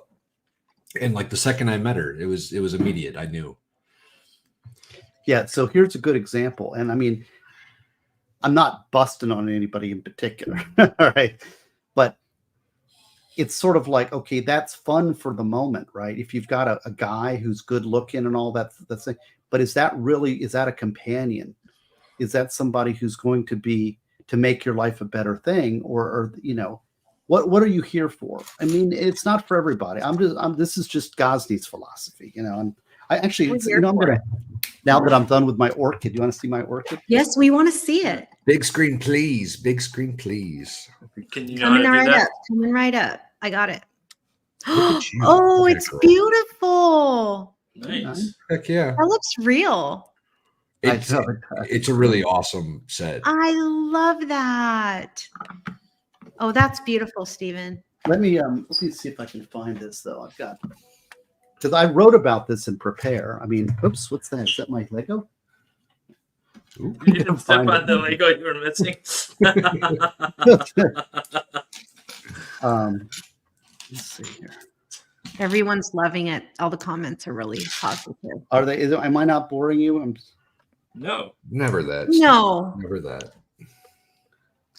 33. I write, part of what I write what I'm thinking. I write what I think, and I write as truthfully and as honestly and as directly and clearly as I can do. And a lot of these things that I'm talking about are, in writing, I can say it, right? But this is working it and thinking through it and making it as clear as I can. So that's why if I can find the passage that talks about this a little bit, then I can, I'll give me a second. I'll find it. Okay. Talk amongst yourselves. Steve One Lego I'm Jim not going to says. find my phone. I'm a little worried that I left it at the boat. That's all I'll say. You'll be all right. We'll just buy you a new one. They're both brand new. Yes, we know. You're gonna have to go a little easier on your kids for losing their phones now, No. Don't be They'll easy on never your see kids. this stream. huh? Yeah, don't tell them. I'll tell them next time I talk to them. I know, right? Yeah. You wouldn't believe what your dad did the other day. You know what? By the way, this is like on the cusp of leaving it on the airplane in Munich. MG Law says David is going to be charged with murder because your phones are missing. You That's better hope right. they're not turned off. This is my alibi stream. We're live. We're totally live. We're totally live. I witnessed something interesting today. What's Do that? tell. I witnessed Flux Oh, damn a cat to a life of torturous upside downness for eternity in Minecraft. This poor cat what? is destined to spend the rest of its existence upside down, crawling around in the world of Minecraft. That was today. I missed her Minecraft today. All right. In addition, I'm capturing it right now. she kept it very close to the edge of a cliff for There's going to entirely be too Williams long. rule evidence in your case against your other dog. He's going to do similar fact evidence. That's exactly what it is. You know, there's been there was a stream where she may have murdered a rabbit, and that was the stream I was talking about when I chatted and I said, "Hey, I'm gonna need that stream back up because she pulled it down." Oh, that's great. When is the People versus Flux trial, Stephen I don't David? know. Yeah, we gotta work on that. We got to get that going. I was just thinking. Delay is good for the defense. I got to put It my is. tape Yeah, back up. Flux is always about that. She's like, delay is good. I'm telling you, delay is good. That's too fun, y'all. There's a couple. This one's good. Did you find your passage, Stephen? Yeah, there's a couple of them. There's a couple. I want to find the right one though. And it is captured. All right, cool. I will go through that. Do you have a time mark by chance? No, I didn't. No, I didn't look okay. that close. Well, my lead investigator, Feral Housewife. Well, I'll get it over to her, and she'll clip the appropriate parts. Don't say her name 3 times, or Val will have a nervous breakdown. What a terrifying investigator! He's so scared of her. In all fairness, That's the kind you want. That's the kind of want. I know. I think she's amazing. she's awesome. She's just terrifying. That's all. Yeah. That's saying a lot. To scare Val, I think would take a lot. There's a couple people on the YouTubes that genuinely terrify me. She's I'm sure one of I'm them. one. Have you noticed that she's streaming live with her face now? I Yeah. have noticed that. Who is? Feral Housewife. Do you know Feral Housewife? I don't. She's in my chat. She's part of the harem, but she's branched out and started a little clip channel, and she's been doing that for a while. And she's scary though, because, and this is why I say she's scary. I have a cabin, and I streamed once from it, and there was a lake behind, and I was telling, I was just saying, hey, I'm streaming from my cabin, and they said, "Well, what lake is that? It's beautiful." I'm like, I'm not going to tell you what lake it is, just because not that many houses. And Farrell's like, "I'll find it." And like 5 minutes later, she messaged me directly. She's like, "You're right here. This is the address. This is the lake." I was like, "Oh, She's terrifying. it's not in my name." Yeah, She's she'll absolutely call like our fellow streamers. She'll call them during their chats, like on their personal cell phones. Like She called Sal. She called Yeah. Salbert. She called Salvador Dali live during a stream. she doxed him to himself. To him, not to like the public. I know. That's what I was saying. So that's why we call her scary. And that's why I attached her as my lead investigator. Because she does clips and she knows everything about everybody, even if they don't want them to know. Oh, and our Valhalla Media is here. Saying, Oh, hey. "Hero." So Steve, Valhammer Media here. He's the one that did remastered Zachariah Anderson's trial. He edited it down. He did a great job. And if anyone watches the Jody area streams the last couple of weeks that Nick and I have been doing, we've been using Valhammer's coverage of that because he remasters the audio really, really, really well. And everyone should go subscribe. Oh, I was looking in the private chat. I was like, what's in there? It's been there a while. Yeah, I already posted it. Steve wanted us to post a link to his. Oh, well, that was License just, I ratings. don't know what I'm doing now. I'm just chilling. Now you're I'm just reading your great words, right? Well, I'm just trying. I'm actually, it's hard to find, I don't know. I don't know what I'm doing at this life. I do that all the time in like my briefs when, like the other day, I had oral arguments on a case, and the judge, I said something that I knew to be true, and the judge says, "Oh, I didn't read that. Where is that?" I'm like, "Oh, I put it in my brief. Let me find it." And it's Right. like 15 minutes later. Okay, here it is, Judge. This is, I know it's in there. I know I wrote it. And the judge is really interested, and now I got to find the freaking thing. You mean you don't Well, have your entire? Here's one part memorized? on page 137 is husband and wife, and this one's a pretty good suggestion, I think. And that is, let go of the little things. This is good for married couples, and maybe for people when you're looking for a spouse. And you're looking for something about self-assessing whether you identify with this and whether you drive people away. And that is, let go of the little things.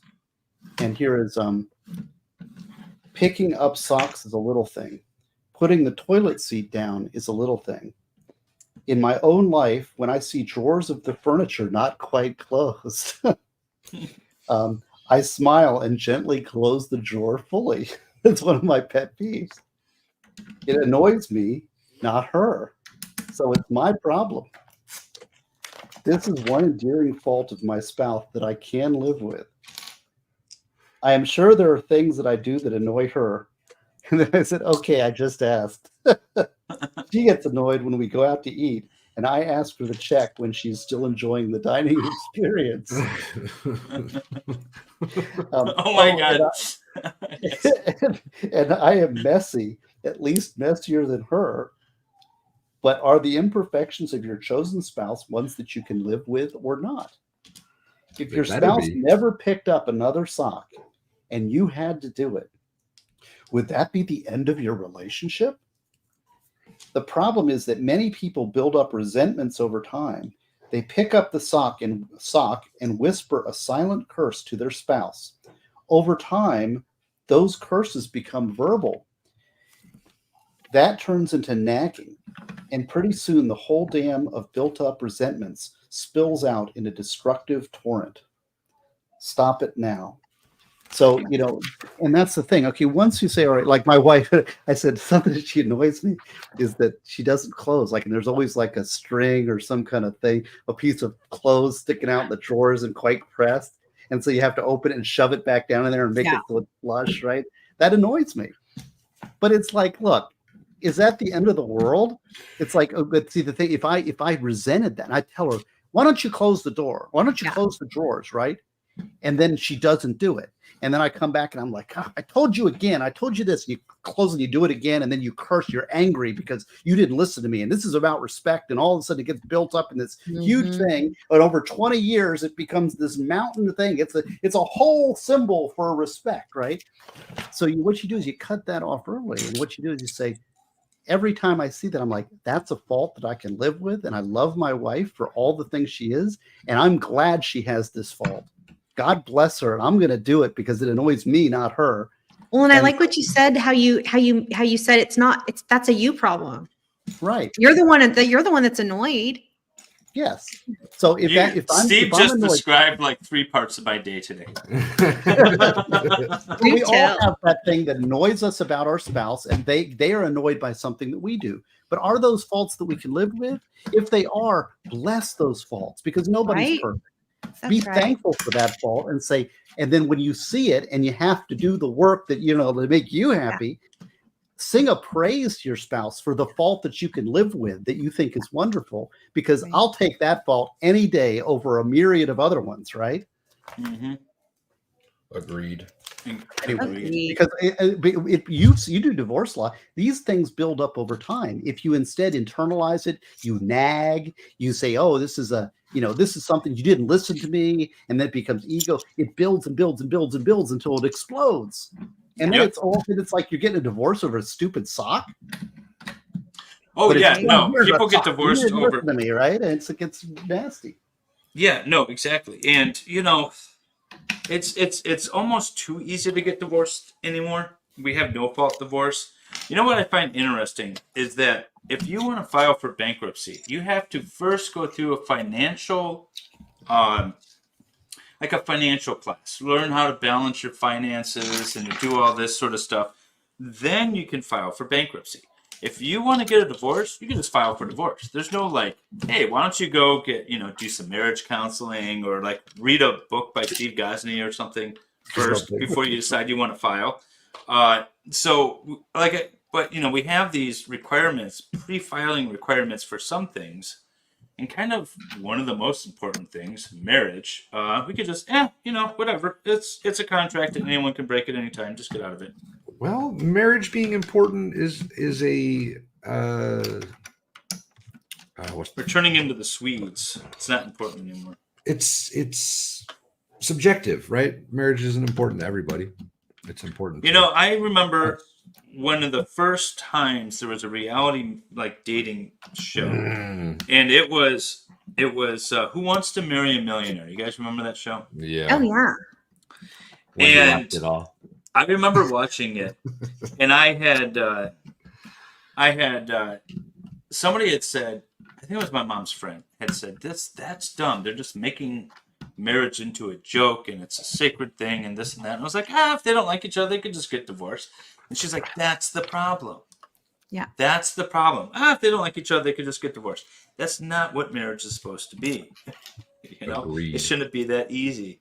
And I was a dumb kid at the time, so I was like, yeah, whatever. It's still a fun show. And then now I know better. Brandy Neal wants to know, what are we building? So maybe we could remind people what we're building, and Steve could show his final product. I am building this. It's part of the pirate collection. It is the Pirates Hangout, and it's a 3-part kit. So I have the pirate ship I'm going to build probably the next stream. But this is what I'm building today. Nice. I am building the medieval castle from Creator Set. It's a 3-in-1. And this is the third and final form of the build. It's never going to have Valhalla's been cheating this whole time. Negative. And I'm building the orchid. And I've got, here's the orchid. Here's what the reality of the orchid is, which I think that looks really cool. I kind of want those. It really does. Now I'm going to want to build one. It's the neat really thing awesome is set. it looks like it looks like real flowers, and you put it down, it never wilts. That's wonderful. The I best love part it. of it. And I don't know if you have this experience growing orchids, but after the first bloom dies, I never get another one. I have the green part, but I never have the flower again. So I like that. I think it's. Are you getting them pre-planted, like in the pots, or are you planting them yourself in the pots? The first one. Pre-planted. Pre-planted. Yes. It might be a nutrients issue. That's the only thing I'm going to say, but It could be. because I don't know enough about them. But I think it's a nutrients Well, issue.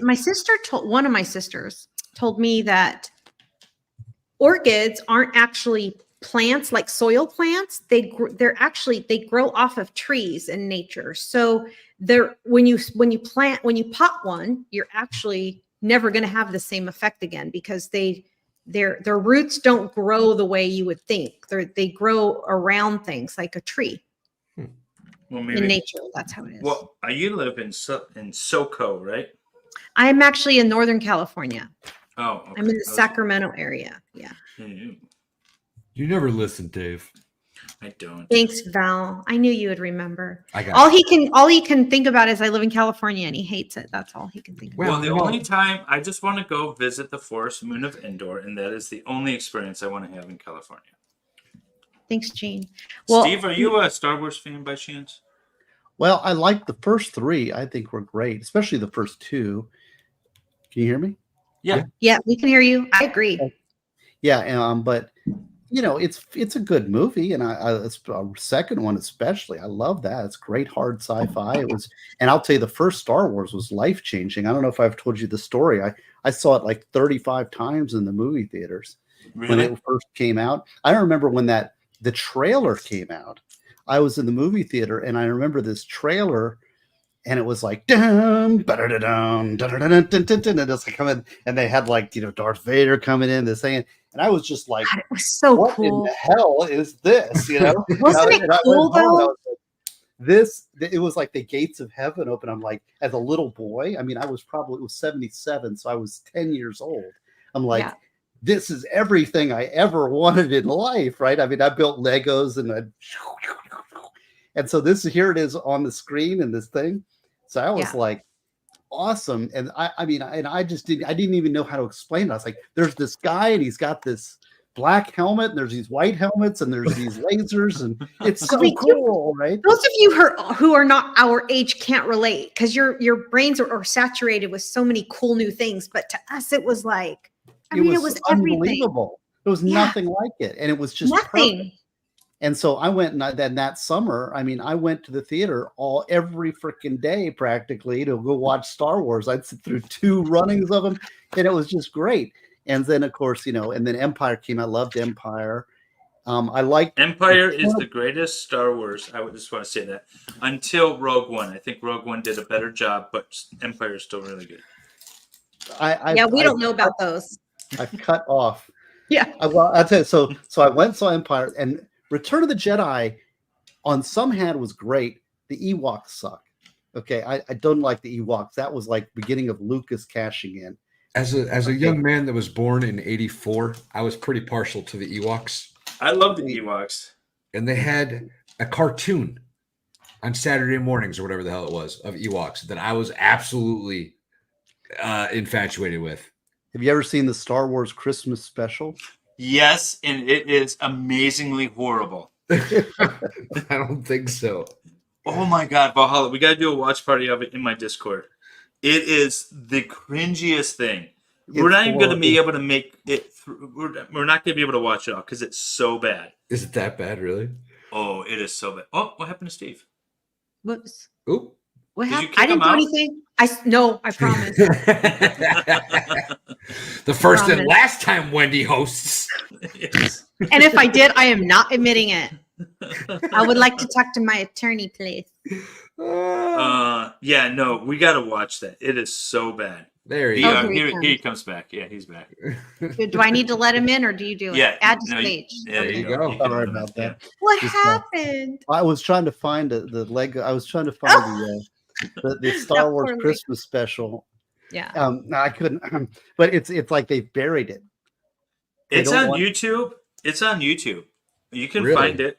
It's painful. And at the time they didn't know what they had. I mean, it was like, and so here's Princess Leia and Han Solo, and they're like, you know what? We've got this hit movie. Let's just cash in and do this TV special. Like, okay, here's a couple $100,000.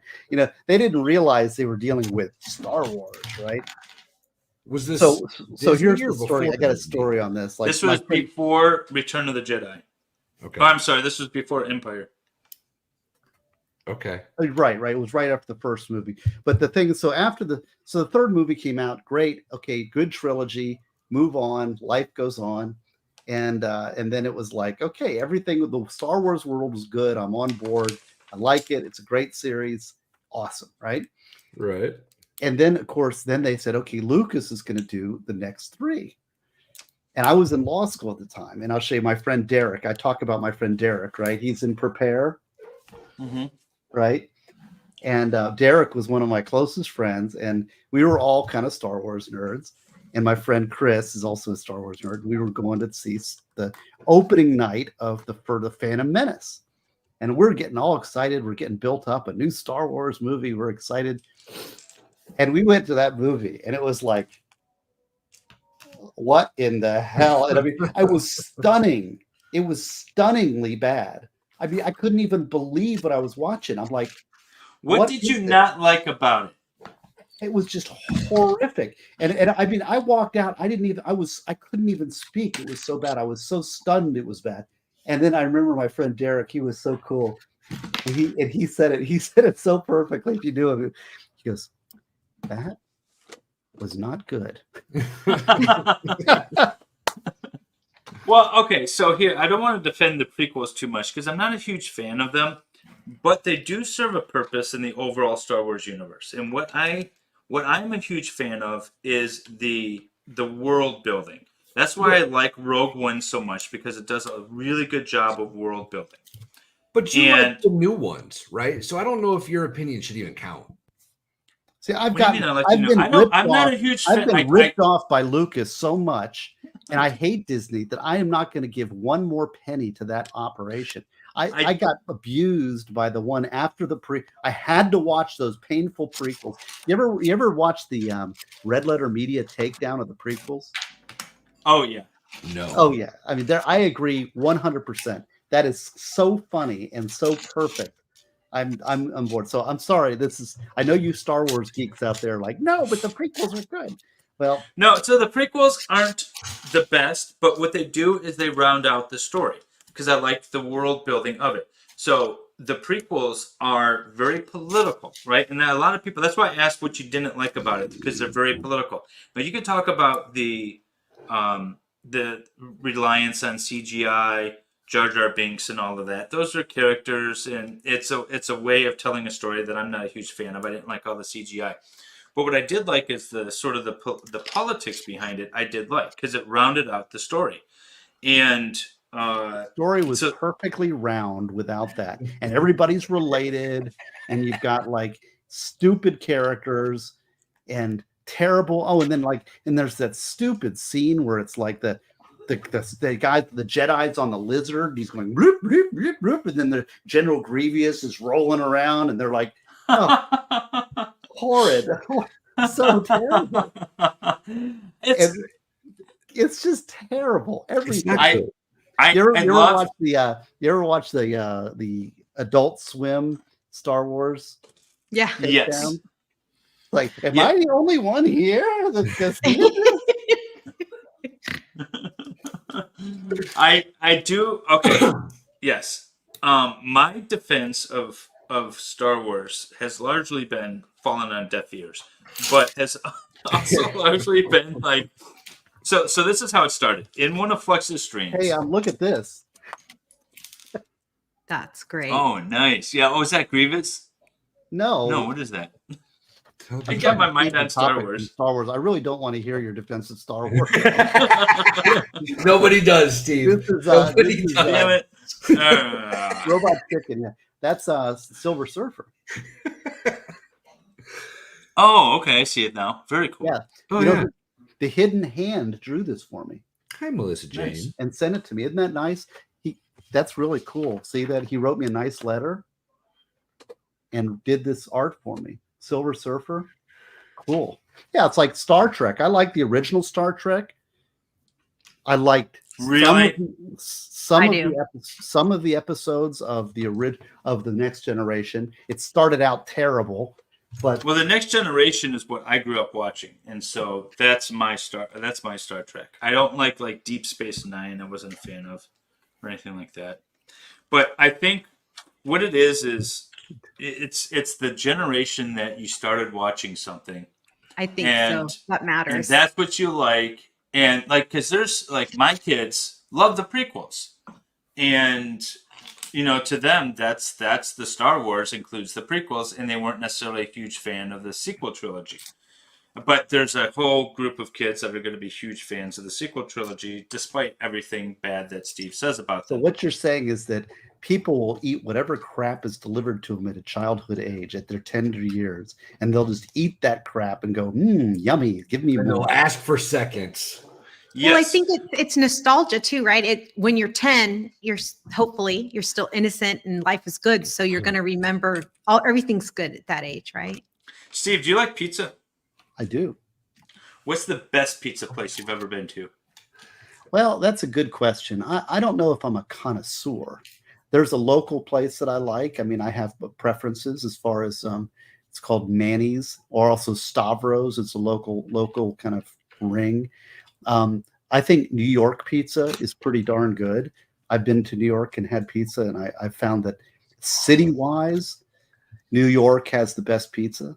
It's pretty good. What's the worst place you've had your pizza? Well, I mean, when you're in college, you get like Hungry Howie's, and it's basically cardboard with a slathering of You know, if it's like $5 for a large pizza and it's cheese and tomato sauce on cardboard. The one Did you place still that'll did you deliver. still eat it? That gross cardboard pizza. Simply out of hunger. As a college student. So Necessity. I say Star Wars is like pizza. Even if it's bad, it's still Star Wars. I don't agree. Well, see, that's why I'm not a super fan. I mean, I appreciate the trilogy, the early movies for what they are. I think they're great movies, but I'm not going to live my life on it. I'm not going to dress up like, look, there's George Lucas. You know? I dress What up. are you trying to say my about life. what are you trying to say about my Star Wars room? Yeah, exactly. You know, the little. Hey, my closest friend Chris, and his whole family is Star Wars obsessed. So Nice. it's not like I don't hold it against you. I just question your taste. Well, my son is such a huge Star Wars fan, and we're going to Disneyland in 2 weeks, and I'm taking him to go build a lightsaber, like a real one. I mean, not a. He said it's not real because you can't It's kill like anyone. Harry Potter. I mean, my son grew up with Harry Potter, and they all go, but they throw their money at the universe. Like, take my $60 for the wand and the butterbeer, $30 for butterbeer. And it's like, you know, calm down, folks. It's a movie. It's good. I get it, but like, let's not go overboard. I mean, you know. I have a wand. I have 2 lightsabers. I put a lot of money at Disney. Although I will tell you, you know what my dream, I'll tell you this, I haven't told anybody. Can I see if anybody's hanging out with us still? They're going to get a oh, look. Tell us. Don't do that. Don't do that. I want to keep it away. I'll tell you all a secret about Gosney's inner wants. See, nobody buys my books anymore. Can I tell you a secret? And if I had like a lot of money to spend on frivolous stuff, you know what I would buy? Something for me, hopefully. No, definitely. That was worth a try. There's a company called Avalon Swords, and it's $2,200 for a sword, and it's basically a reproduction of Excalibur from the movie Excalibur. That's cool. It's real sword. I can get behind that. Get it. Yeah. In fact, I'll even show it. I'll post it in the chat. Yeah, you should get it. And I would hang it up right back here next to my guitars. I bet you it has powers. Well, let me show you. I'll show you. It's Albion. But see, there's things like that I wouldn't necessarily justify spending that kind of money on a sword, although it'd be cool. Exactly. But I would spend that kind of money on something that's maybe Star Wars. You see, well, it all depends on what you like, right? Yeah. That's right. To each their own. I mean, you don't know how much money I spend on guitars. Well, yeah, that's true. Yeah. Guitars you've got nothing on guitars. Did I haven't told y'all. So I was in Nashville, right? A buddy of mine calls me while I'm there. He's like, "Hey man, you home?" I'm like, "No, why? What's up?" He's like, "Oh, I got this 4-wheeler you can have." Nice. Have? Yeah. So the day I got back from Nashville, like 2 hours later, him and his son show up in my driveway with the brand new, well, brand new to me. It's like a 07 or 08, I think. Suzuki Quad King, like 450, some big ass 4-wheeler. It's awesome. Well, it's so nice that you're going to gift that to me, Valhalla. Well, sir, let me at least break it a little first. All right, and then it's all yours. So check out private chat. I posted the sword. All right. That I want. It's called the Discerner. Aaron, Olivia, thank you for joining us, and hopefully this is the first of many. We have fun. We're glad to have you can share the screen. If you pull it up on another window, Wendy, you should be able to share the screen, or I can. Do you know how to do that? I do. I'm just trying to remember. Here we go. Click on the sword so you can see the image behind it. So I should have clicked on it. You can see what my Did it just take me out of where I wanted to be? Hopefully not. What did I do? It says no, I did something. Here it goes. Buy it now. Click. Oh, it's so easy to spend money. Share screen. Share screen. Here it goes. Share. Ooh. Come on. Yeah, there it is. Click on the Discerner. Click on the sword there. There it is. Ooh, that's beautiful. Oh, wow. Now, are you a fan of the movie or are you a fan of the medieval sort of thing? Well, I'm a you fan know of how the I movie. know. You know how I know you've never read one of Gosney's books. Well, I just asked that He question. quotes Excalibur throughout every book I've ever read of his. Yeah. I'm gonna Definitely put the- debates too. No, it's in. See, It's the only book I have. Law, you're showing your cards. I get it now. You're just a fake friend.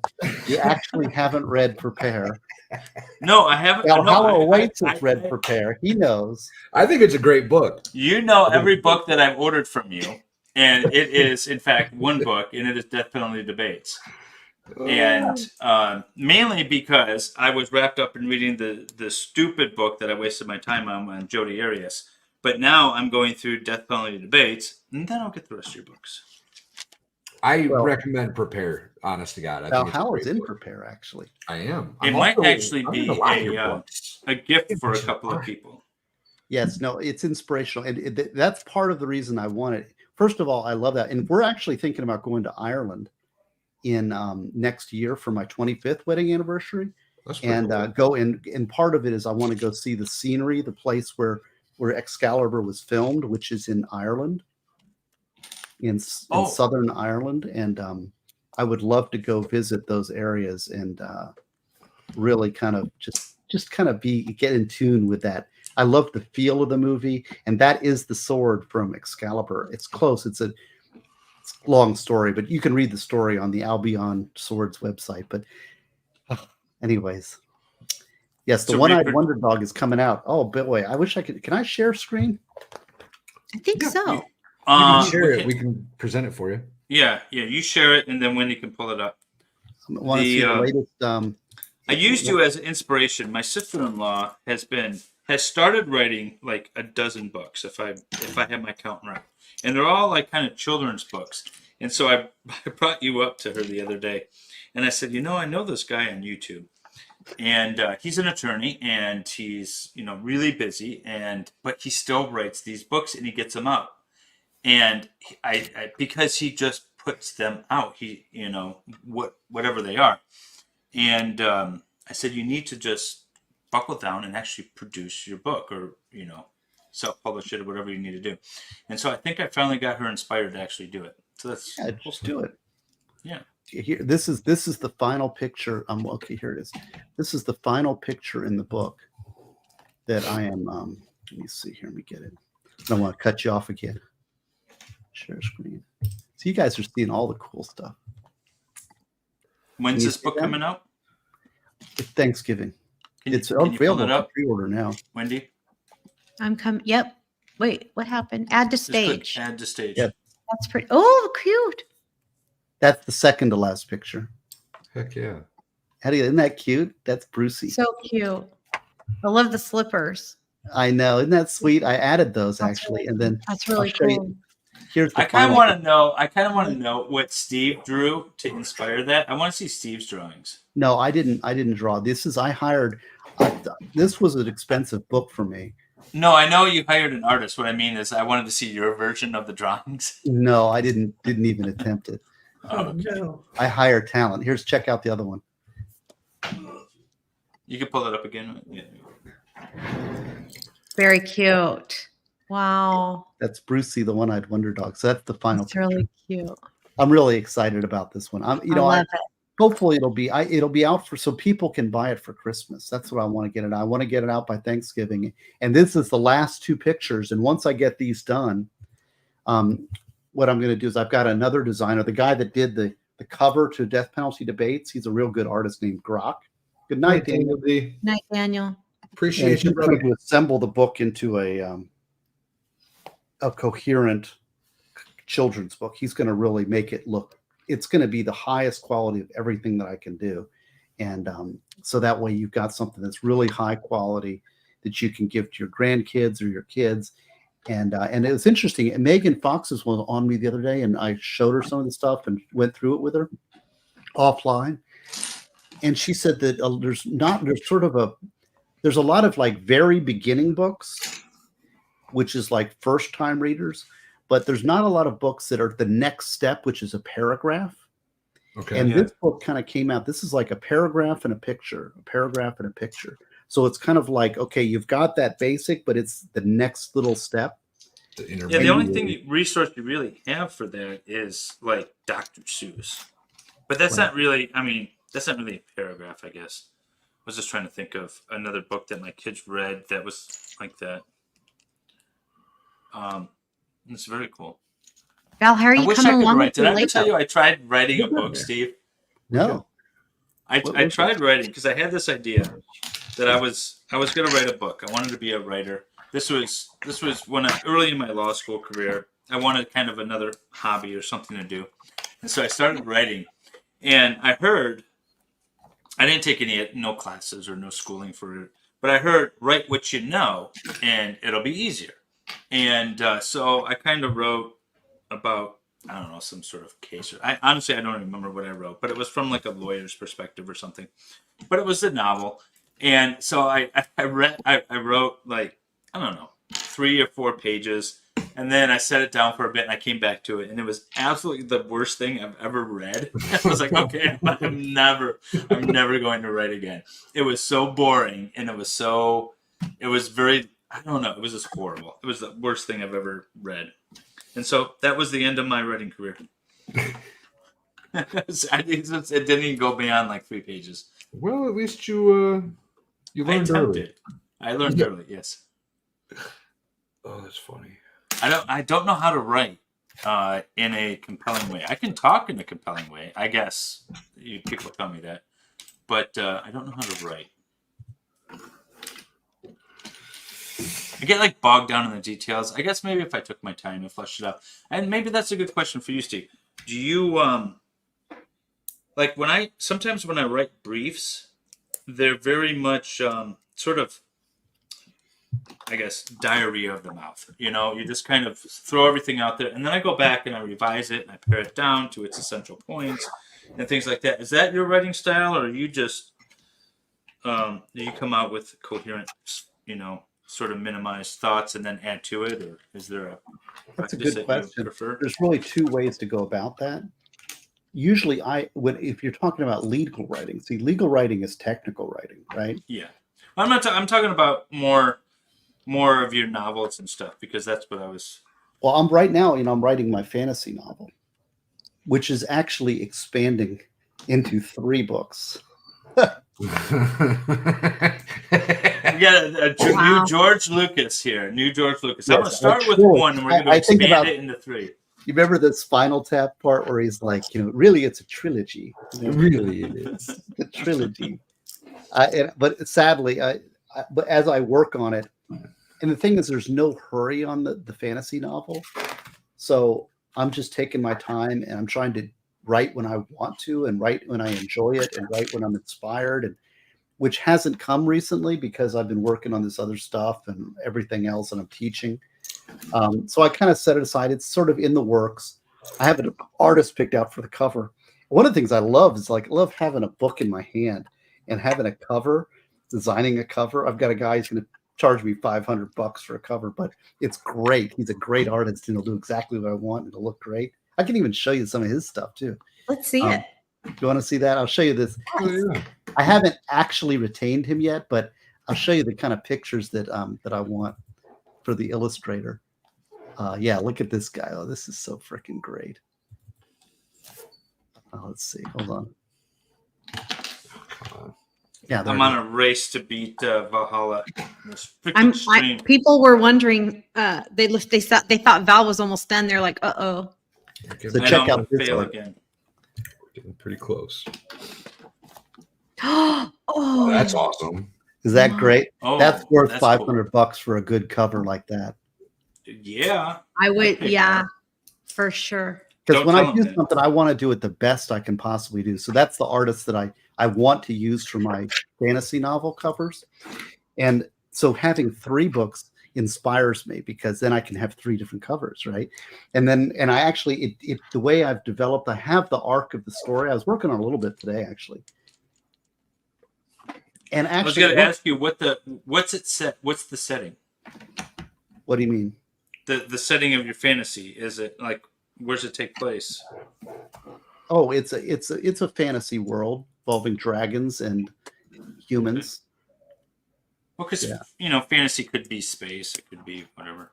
No, it's swords and sorcery fantasy, Okay. and That's what I'm it's talking so about. complex. It's ridiculous. I mean, it's really complex, but it's fun because I'm developing characters and breathing life into them. And what I'm actually doing is I'm actually writing scenes. Writing scenes that I like. So I think imagery, and I think almost movie kind of imagery. And Now, so are what I'll do, you? Hmm? Sorry, go ahead. well, I'll think about a scene, and I have a scene. And in fact, I can even read. Do you want to read? So I can read you some. Would you like? Oh, to read? absolutely. What I was gonna, Yes. while you're breaking that out, I was going to ask you: do you develop like a character sheet where the characters are fleshed out to some degree before you start writing scenes for them, I'll or are be you right writing back, the you guys. characters as you write the scenes? That's a very good question. I'm new at the fantasy writing. I interviewed an author named John C. Wright, who's a science fiction fantasy author. I interviewed him twice, and he's really brilliant. He's written about 25 fantasy novels and sci-fi novels, and he's a really good writer. And his wife gave me a little course on writing fantasy. So it's sort of, yeah, Anne McCaffrey's great. And so it's a stretch. It's really hard for me. I think I'm trying to do it well. I don't want to put something out that's garbage. I know how to write legally and technically in nonfiction. I can do that. That's kind of my thing. But I want to write this fiction. It's much harder for me. So you're asking about character development. And that's what I was wondering. Like, if you start with the character development and then you know how they would react in a scene ahead of time, yes, would that be easier? Yes. Okay. Well, what I've done, and it started with an idea. I have imagery, and then I wrote scenes that expressed images the best that I could, right? And then there's characters. There's a main character who is the king of the dragons. He's a main character, and had a concept for him. And then there's other characters that he interacts with. But as I develop those characters, I'm thinking about, okay, well, what are their motivations? Why are they doing that? And then I'm putting them together in my imagination, and then they start dialoguing. And when they start dialoguing, they start really developing. It starts fleshing out into these characters, and then they kind of take a life of their own. And it's like, and I'm learning about these characters, like, oh, okay, well, that's interesting. That's what he would say here. And then it kind of grows. So it's fun because I want all these characters to have reality to them, and I want but now there's an overall scope. This is why I say it's going to be 3 books, because I've got the arc of the story, the framework kind of drafted. I know where I need to really put a lot of stuff. I need to really develop different areas, like different factions within the world, that I need to develop story, and I need to develop characters. I've got a character out of that faction, but there's a backstory. I've written a backstory. I've got to write a flashback scene that gives some of that backstory, because one of the things is that I learned from John C. Wright's class is that beginning writers tend to be very linear. And I tend to write linear because that's a legal way of writing, right? And chronologically. But I'm going to put in some flashbacks, and I know exactly where I want to put them that give you some backstory. So providing backstory and also the world. Yeah, Dragon Riders of Pern, that was Anne McCaffrey. So I've got a whole backstory. I've got a history. I've got a why. There's religion, and there's a faith element in it. There's where these dragons and the conflict between the dragons and the humans, and how magic is explained.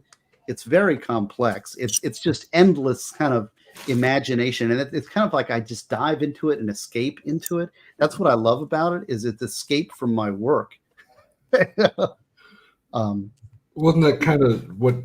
Hi, Aaron. I love you, Aaron. Good night. Good night, Aaron. Appreciate you coming. I feel like that's what this is for you, though, like an escape. Yeah, like it's your chance to kind of express and get away from the rigidity of law. Yes. And that, but it's also helping my writing. I think it helps my writing. And I really want to, I've always wanted to, I used to play Dungeons and Dragons when I was a kid, you know, and a lot of these ideas kind of come out from that childhood time. And, you know, I loved dragons and magic when I was a kid. I like Excalibur, right? I like fantasy novels. Nine Princes in Amber by Roger Zelazny is one of my favorite books of all time. And so, you know, that's so I want to make that. Let me see if I can find a good paragraph to read for you.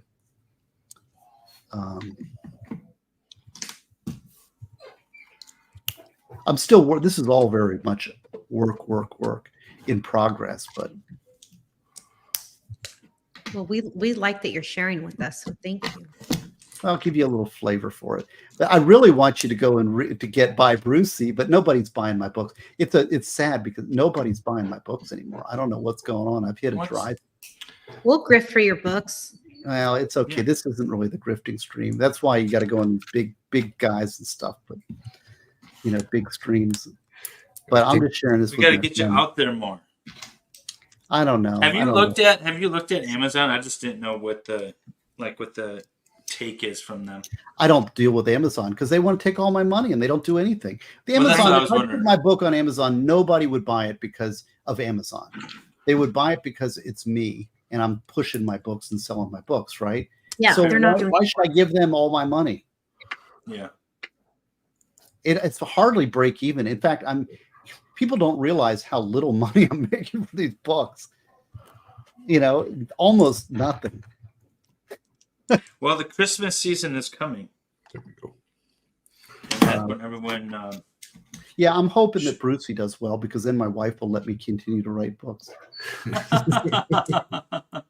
Well, like I said, the prepared book, I've heard a lot of good things about it. I don't have it yet, but I'm planning on purchasing a few of them because just the portions that I've heard, I think they would make really good gifts. Let me see. Steve Indigo Luna wants to know if you've seen House of the Dragon, and if so, are you team green or black? I have not seen that. No. Okay. She says she wants a dragon, by the way. So she's your target audience. I do want it. I love the dragons. Let me find this here. I'm trying to find. I know what I want. I'm trying. It's just. I got so much. It's basically 31,000 words right now. 31,890 words, 107 pages. But believe me, it's not even near. That's why it's going to be 3 books. So I have the framework, and there's big blocks of stuff that I need to. This is going to be the new Game of Thrones. We're going to see Steve on doing an HBO documentary talking about when he was a lowly attorney on YouTube. George R.R. Martin, eat your heart out. Right. He can't even complete his own series. Steve's going to write circles around him. Boy, I don't know. That's a long passage. Larry, I'm not sure what you're saying thank you to, but you're welcome from all of us. Pop over to MLS, Making Law Simple, and drop a like. Please. Oh, wait. What were you saying? What? Oh. Yeah, we're listening to you, David. Oh, you said, I don't know what he's saying, and I just read it. Oh, somebody, Larry L. said thank you, and I'm not sure what he's thanking us for, but we're all saying you're welcome. Oh. For everything. And yes, pop over to MLS, Making Law Simple, and drop a like. And also, if you haven't yet subscribed to MLS, if you're in the stream, if you're in a specific stream and you haven't subscribed to the other men's streams on this show, please go over to the other streams and subscribe to their channels, like their videos, and also click, this is very important, click the notifications for all once you subscribe to them so that you can be notified whenever their new videos come up. I learned that the hard way when people were talking about, oh, did you see like Gosney's stream last night? Or did you see this and that? I'm like, no, I didn't get a notification. Oh. It's annoying when you don't do that. She's good at this, ain't she, man? Who's that? Wendy's good at this, ain't she? Yeah. Thank you. I dig it. Here we go. Okay, I'll read you this. This one's relatively short. Do you want to hear a little passage from it? Yes, absolutely. Please. I'm trying to find something that's short enough, but also finished enough. I've got, it's tough, but I'll give you this. This is a little snippet. Ready? This is exclusive. I don't know why you're getting this out of me, but you are. Because you love us, Steve. That's I why. do love you, especially you, Valhalla. You know I love you. Oh, I get looked over. Aw. You get no love. You're you okay. didn't read Prepare. I do almost I all of my will. homework. He although has real jobs. although he did get me a press pass, so I guess that's That's true. That's right. That's true. all right. So let's see. This is Act 7. Okay, Iohotep felt the world spinning as he was falling in, as if he was falling into a hole. He felt his body begin to transform uncontrollably. His pale pink flesh grew scaly and gray. His body expanded, ripping clothes which whisked away into the swirling storm. Small white teeth grew into enormous fangs, and spindly fingers extended into long, sharpened claws. A tail lashed out from the figure as Hotep attained full dragon form. A cloud of dust rose from the thud of the fall, and the reddish-brown dust stretched off in all directions. Only on the horizon, there appeared to be dancing figures lit up by distant fires along a distant ridgeline. I got to change that. The acidic air stung his flaring nostrils, but that was not what dominated the dragon's attention. The distant reddish glow illuminated, see, I got distant in there. The reddish glow illuminated a huge human figure kneeling over him. The image appeared to be Mage Lili, but his enormous form rose what seemed like hundreds of feet overhead. In the giant's hand was a clear glass-like container. Change. How could such a giant even exist in this world, thought Hotep. The dimensions of the space twirled in his mind. There is a black starless sky, so up exists, he thought. The reddish glow from the horizon suggested volcanic fire, and the scales of everything were off. Was he tiny? Was the mage huge? Confusion compressed upon his brain like a tourniquet. The landscape appeared utterly devoid of greenery. No life energy welcomed his soul. A thunderous cackling came from high above the stunned dragon.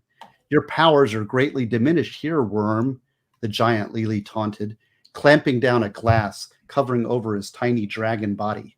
Gotcha. Hotep sensed danger, but his mind could not form a response. He was trapped. Here, that's a I lot. like that. See, I can't write like that. That was good. This is the imagery. I'm working on it. It's still a little rough, but, No, but you get the idea. You get the setting is there, and it's not like, I would describe it very linear. So, I can't even express in words how bad I would have described that scene and tried to write it. Well, it's a scene. It's you kind of have to. It's a little out of context, but you kind of get the feel for and that's not probably not the best. See now this is why you have to edit. Now you want to No, I pick like a different passage, don't you? I do want to pick a different passage. That one's fun. Let me see. it. You could make YouTube videos just reading your books. I could, but Well, then he can't sell them. Yeah. No, you could you have to figure out a way to monetize it. You've got to figure out. You've got well, to.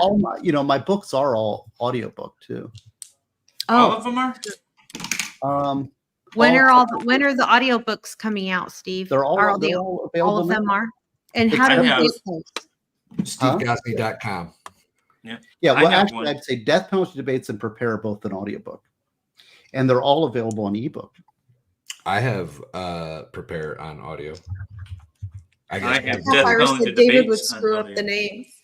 technically Mrs. Valhalla has it on audiobook. If Okay. I'm being technical. Yeah, Valhalla was sharing with us after he met you in person that I think he got at least one book. He was all excited about it. He's like -5 now. I think it's -3 or 4 at the moment. Yeah. Well, we know David can never produce an audiobook because he won't be able to pronounce any of the names correctly. That's true. Yes. Here's a good passage. Just Steve and Bob. I'll be good with those names. See, this is interesting to read this. It's so. What do you think about this one? Okay. Baker. She actually, here, want to hear my next passage? Is I boring you? Is it Yes. boring? No. No, Yeah. no, No, it's you're not awesome. boring us. Keep reading, please. Okay, here. This one is she exited out the front door in silence, with the sisters of the order lined up on either side of the hall, each bent in her honor as she walked past. Her exit did not dishonor either her or the order, and the directness and formality of the exit ceremony covered the deep emotion swirling with each bowed figure. As she stepped out, the sizable doors closed behind her. Sister Tatiana stepped outside the walls for the first time since she had been taken in as an adolescent. The bright sun forced her eyes into a tight squint. Her dark eyes adjusted quickly, and a picturesque landscape revealed itself. Her spirit leaped at the openness spread out before her.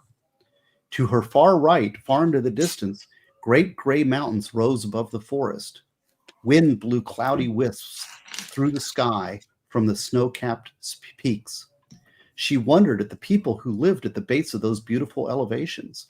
Would they be hunters, or perhaps they were forest gatherers who fished in the streams and ponds beneath the rugged rock faces? She glanced left and saw a deep forest with trees blocking her view beyond. Perhaps there she would find lumbermen, or perhaps the forest cleared just out of her sight. She turned back to the path, which drew a line from the front door from her childhood home. She could see a rolling green hills stretched out into the distance.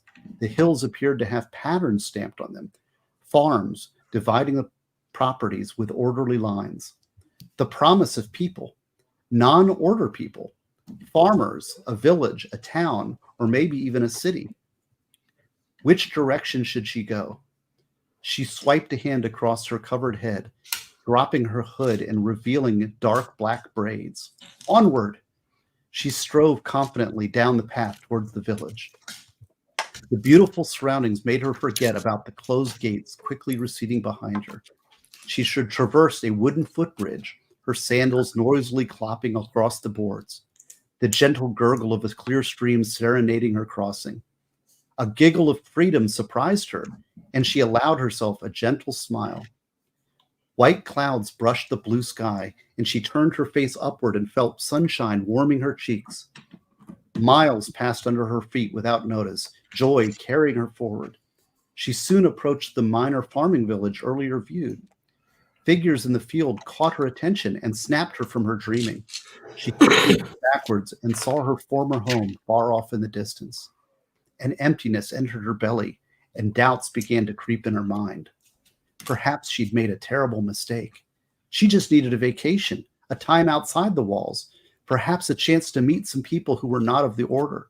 Perhaps, and the thought shocked her at first, a man who followed the way. The thought of men made her quickly look around as if her thought lay exposed to the open world around her. The walls protected her, and now she stood alone. No, not alone. She had her faith. She closed her eyes and said her favorite prayer. Tenderness and compassion, a steadfast companion. Rejoice, find courage, help with many struggles, and hopes to your faithful. These words soothed her, and she inhaled a deep breath and opened her eyes. A more serious expression descended upon her face, one of determination.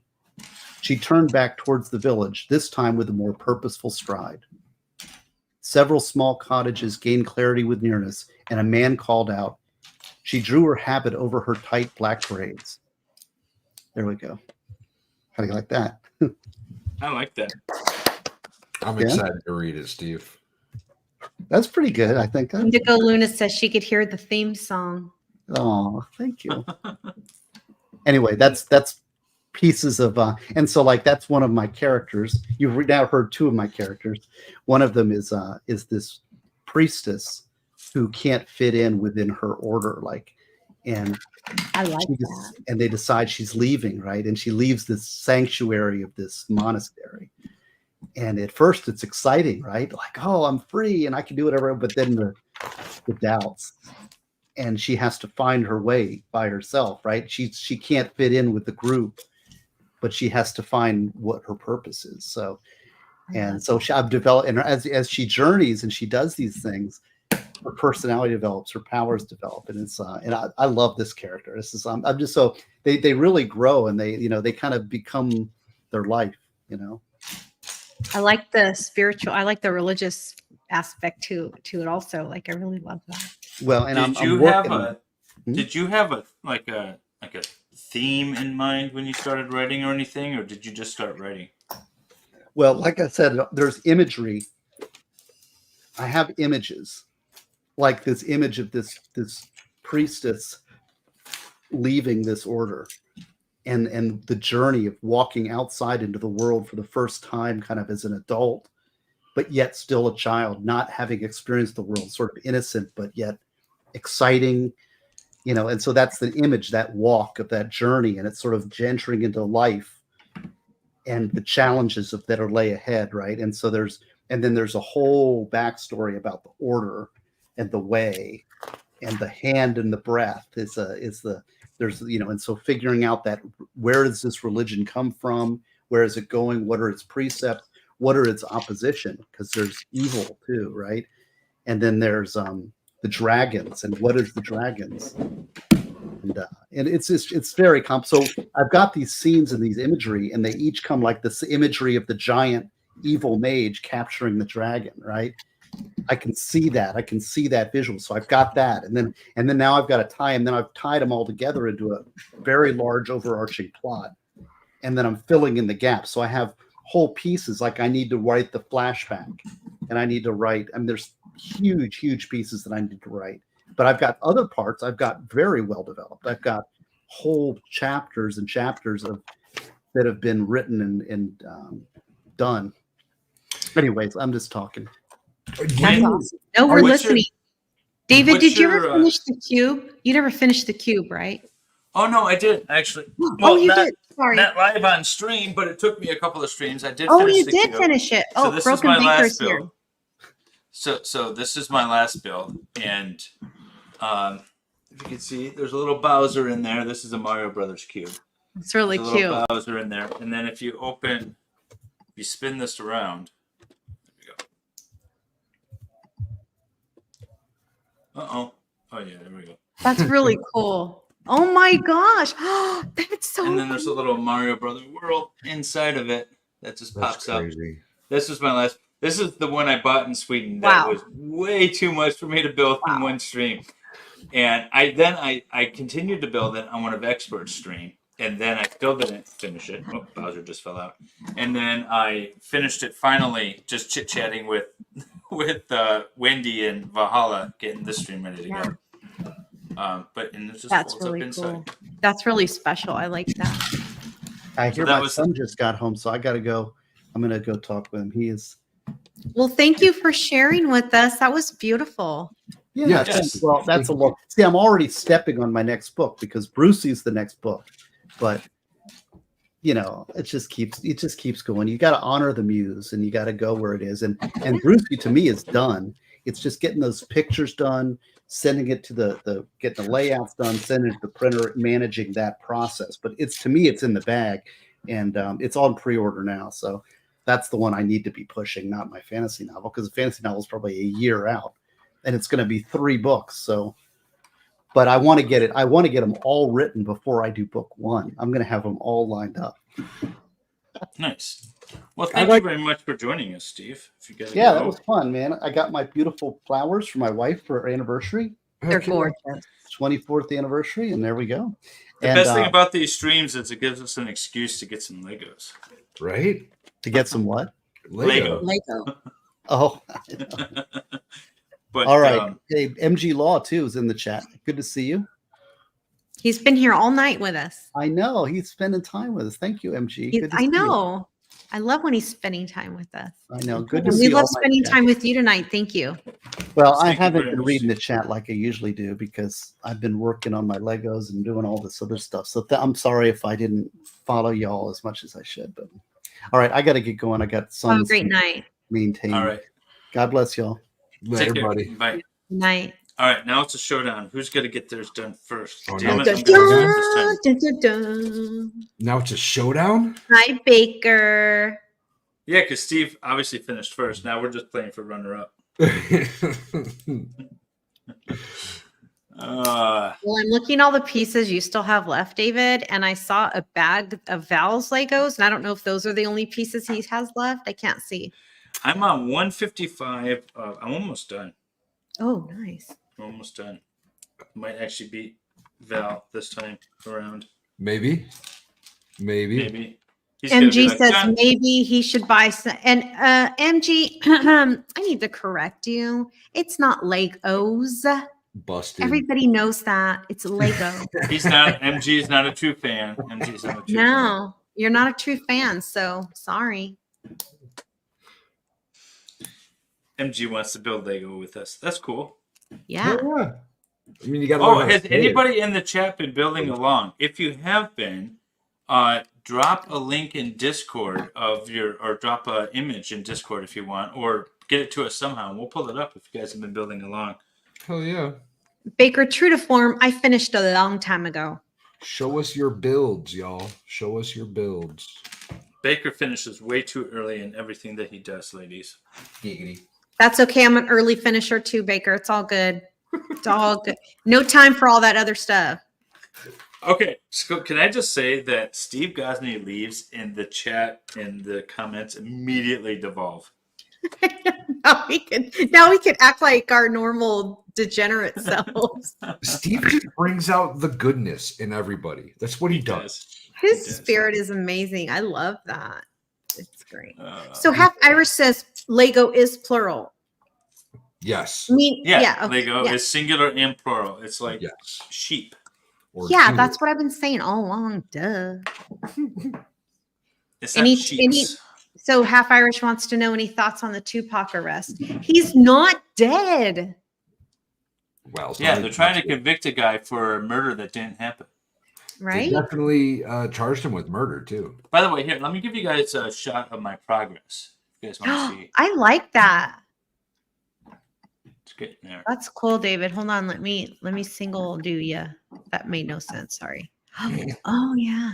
You know what I meant. Big Single. You want to single me? Yeah. So it opens Wow. up. Yeah. Single you out. Single me out. Yeah. That's so really my cool. progress thus far. I love that. Not bad, David. Not bad. You like 3D. You like things that like have parts, like that move. Well, I love the pirate build. I love the original pirate build from the 80s. And those are really expensive now. They don't have the same, but this is close enough. It's pretty close. Yeah. It used to have the fabric sails, and Yes. which they don't have anymore, but that's right. So I bought my grandson a Lego wall, so he could build his Legos on the wall. Oh, that's Those cool. are cool. Yeah. That's super cool. Right? The best grandma. Oh. My poor kids. Yeah, aren't so what getting- Steve was talking about when he was talking about he was reading his passage and talking about the little things and don't sweat the little things kind of passage. I literally had like those conversations today. Are you going to share with us your conversations from today? Those very conversations. Well, he brought up the seat up.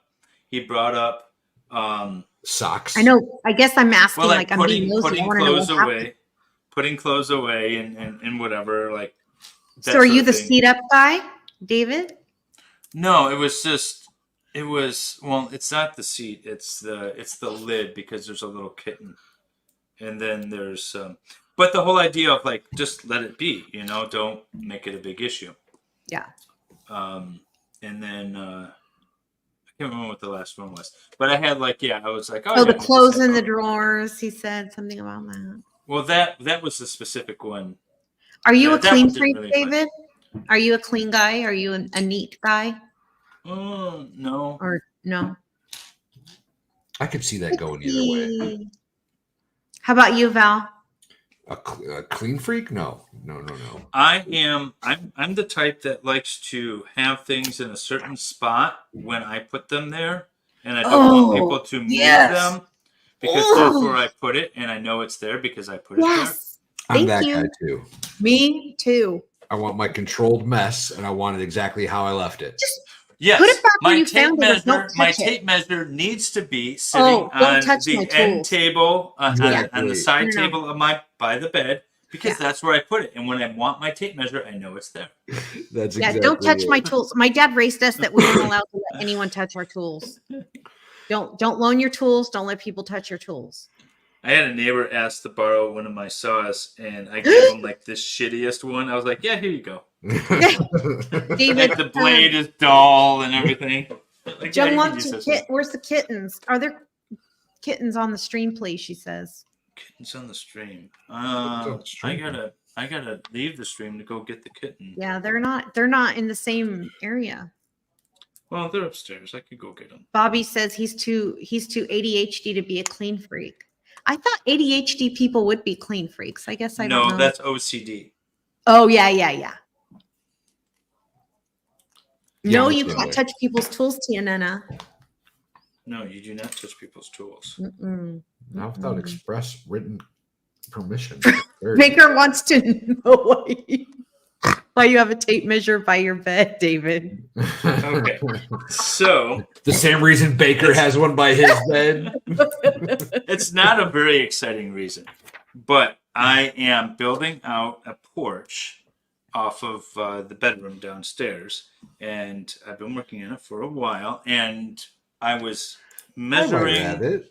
I was drilling holes and measuring stuff, and I had to go inside, and I set the tape measure down right by the bed because that's where I was drilling a hole and measuring. Yeah, see, it's not very exciting, but that's the reason why. Hello, the White Rabbit. Could one of the mods please post the White Rabbit's link below so people can go subscribe to her beautiful channel? Yes. We love the White Rabbit. White Rabbit's White Rabbit is amazing. awesome. Is the expert here too? He's probably She came by driving. earlier. He ditched Maybe they're us. taking turns. She said she on the way home from the game, so I'm gonna assume he's driving if she's texting. Oh or yeah. They went to a sports They went ball to game. eating beaver nuggets after a Tennessee win is the best. Hey everyone! Oh, congrats, you won. Oh, beaver nuggets. Tennessee Vols versus the South Carolina Gamecocks, if I'm not mistaken. I believe That that's sounds what like they're an She playing. says the appropriate name. expert is driving. Hi, the expert. Hello, the White Rabbit. Oh shit. Jay-Z says, I hate when I put something somewhere for safekeeping and then I can't remember where I put it, like the title to my car. Oh my God, story of my life. My wife has this weird habit that she likes things go where they go. Like she just puts them away.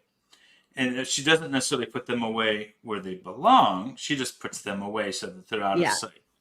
And so I'm like, I know I left this here. Oh, I And hate so when I people call, move. where did you put it? Oh, I stuck it in the drawer over here. It's like, what? Okay, but that's not where it goes. All right. I At know. least you know where it is. Almost. You know, I never ever complain about being single. I actually really like it. And that is really one of the that's a huge benefit of being single is that, well, unless you have kids that touch your stuff, but mine are trained not to. But, you know, things are always where you Where they're left supposed them. to be. Yes, always. And you don't, and if someone's a clean freak, then who cares? Because it's your house or, you know, I do like that control. It's really cool to not, and it's also really cool to not have to ask anything like, oh, is it okay if I go do this? Or what do you want for dinner? Or, you know, just do whatever the hell you want. That's what it's you really do. awesome. Like I literally take off all the time. Like I'm like, some people are built to be alone and some people aren't. I don't feel like I am because I'm the type of person I like one or two friends and that's it, just to go do stuff with. And I got one of them with my wife, and then I have another friend, and you know, every once in a while we do stuff, but that's it. Just a couple of people around to do things with. I'm the same way. That's Baker what I says got he's the single. And internet for. Baker What's said that? he's single. He can't find anything. Well, I feel like that's a personal problem then, Dave. Well, he's blonde. He's blonde. What are you gonna do? Is he I like blonde? being single too, half Irish. I mean, I think he was probably a towhead when he was born, don't you think? A what head? What? What is it? What? Towhead? Towhead? What? Towhead That are sounds like a- blonde, sounds- blonde. as Baker would say, that sounds like a racism. That did sound like a racism. Well, not I'm gonna half lie. white, so I could be half racist. So. I don't think that's going to help you in this case. You know, I wonder if that is a racist term. I don't know. If it is, I'm ignorant and I didn't know. But anyway, I'm sure he's blonde. And it was done on our channel, so that's us. I know, right? What Thanks, Wendy. Appreciate it. what are one of the mods gonna do? Block me? Where the hell? I have like 2 pieces left, and I think I'm done. 2 pieces left. Well, I got to find a couple pieces. I got to build a couple things, and then I'm done. Where is this freaking piece? If I find permanent marks, I think she means marks on the walls around our house, it just gives me an excuse for a new mural on that wall.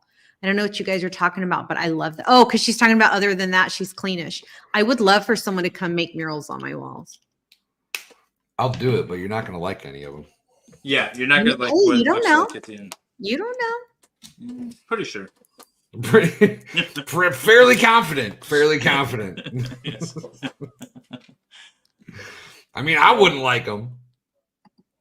What is? Oh, Bobby says, I'm Cherokee, so I get to trump all that and demand that you get off of my land. yes. Yes, Queen, you Get do. off my land. Mm-hmm. I'm gonna say no, thank you. I'm going to say you can have any land except the one I'm on. And I'm done. 2 weeks in a row, David. 2 weeks in a row, buddy. I literally said 2 pieces. I'm done. Good job. Yes. Oh, that's I mean, not that's good. kind of a Damn. tie. No. We are not children siblings. That was not a tie. Don't I'm from appease California. him. We don't have winners. Commie or nonsense. losers. I'm just kidding. I'm so competitive. I would never feel that way. Those look great, you guys. Yay. I Wow. got a ton of extra pieces. Oh my god. Let's turn it on the back. If you have extra pieces, doesn't that mean you didn't win? No, because this is a 3-in-1 build. You don't use Oh, all right, the pieces right, in the right. box. Got it. When I do Wow, the that's- pirate ship, what was this? So this was 4 hours. Oh god, when I do the pirate ship, it's gonna be a long thing. How Has long? it How been long 4 was hours? this It stream? has been 4 hours. It's almost 3 4 hours. No, 3 3. hours and 51 minutes. Oh my God, are you kidding me? No, Okay, people have been you listening guys, to us let's for do 3 hours. close-ups. Val, let's see yours close up. Oh, that's dope. It's got. Oh, that's so cool. Ooh. So it spins around. It's all connected. Yeah. Oh, I have goosebumps. Drawbridge I goes quite up. like that. All connected. I love that. Super cool. There's Wow, where's the that's dragon? Here's beautiful. the dragon. Oh, hi, dragon. That's beautiful. Love it. Okay, David, let's see yours. All right. Oh, okay. I'm going to have to hold it up sitting on the table. Oh, yeah. Okay, so we have here, and we have a little yard arm. See that? Yeah. Look at that. Hoisted love it. up. And then we have, on the other side, we have a little water wheel.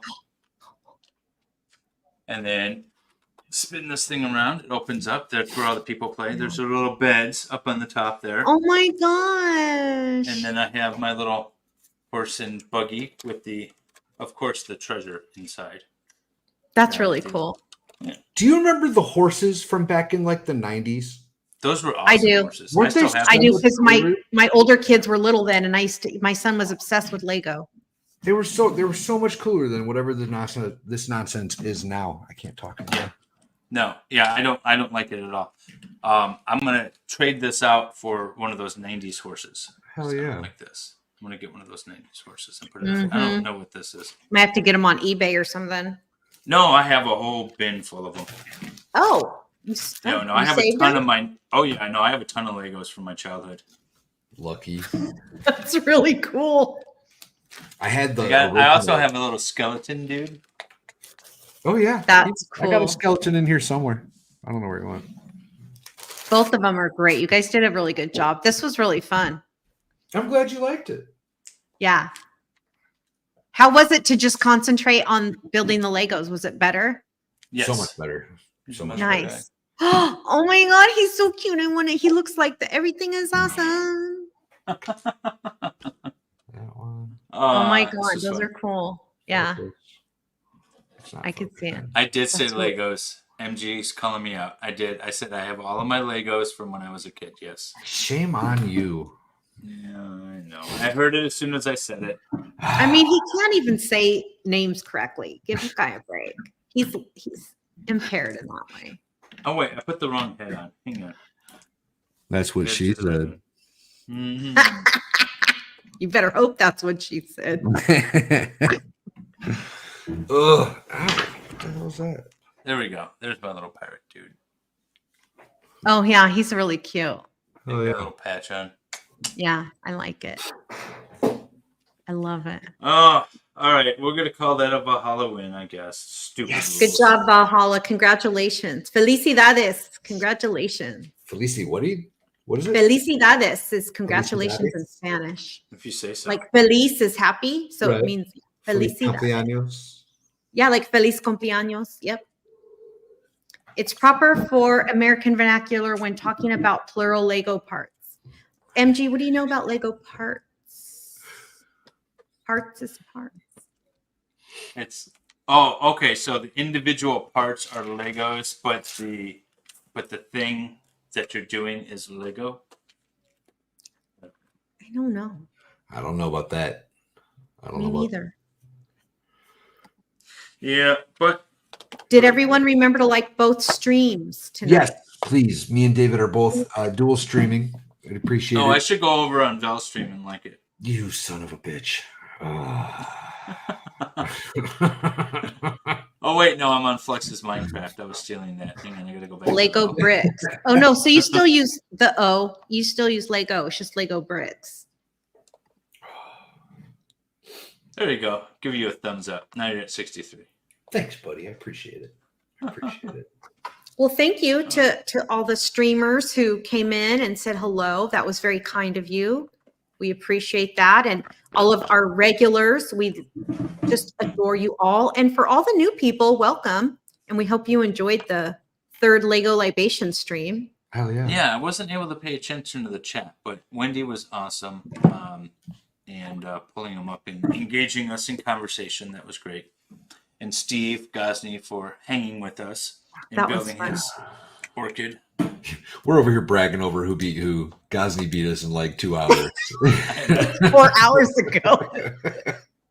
I'm buying one of those little sets that you get at like Kmart or Kmart, CVS. Kmart, The little Yeah. tiny ones. Yeah, the little Right? tiny ones. That's what I'm building next, David. I'll win this one. This is the one I'm building next. What? It's already built. I'm gonna take it apart, build it on stream. Oh, I like that. Is that Japanese? Are those the cherry blossoms? Oh yeah. This thing's really Oh. cool too. Check this out, y'all. The trees. You can like So Baker move them Baker says around. that Lego is a brand name, therefore it cannot be plural. I agree. But the individual Lego bricks, are they Legos? I don't think so. I think they're just Lego. Legomons. Let's go, my ego.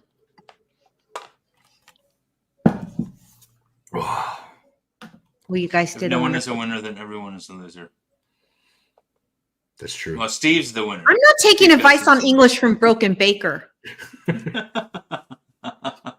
That's fair. Yeah, Right? Although, fair enough. in all What a fairness, town. actually, he probably has a better grasp of the English language than the rest of us. Have you heard him speaking? I didn't say he's well versed. I said he's probably got a better grasp of the rules. Let's just say we tell him to take off his shirt for a reason. Just kidding, Baker. I love you so much. I'm just kidding. She said, "Stop talking and get naked." Just kidding. Oh, he's going to divorce me now. I'm one of the sister wives. I might get divorced. I thought Like his I haven't little had muffin those tops.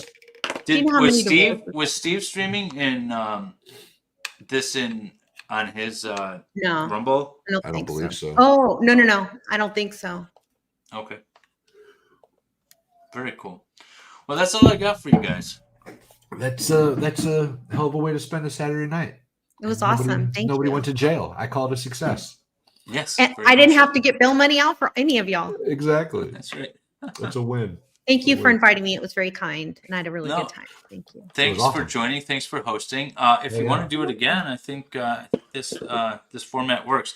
Guys, let us know what you think. So this is our third. Yeah, let We've us done know. 3 different formats. We had 4 people, then we had 3 people, but no moderator. Now it's 3 people with a moderator, and trying to get our faces in the builds.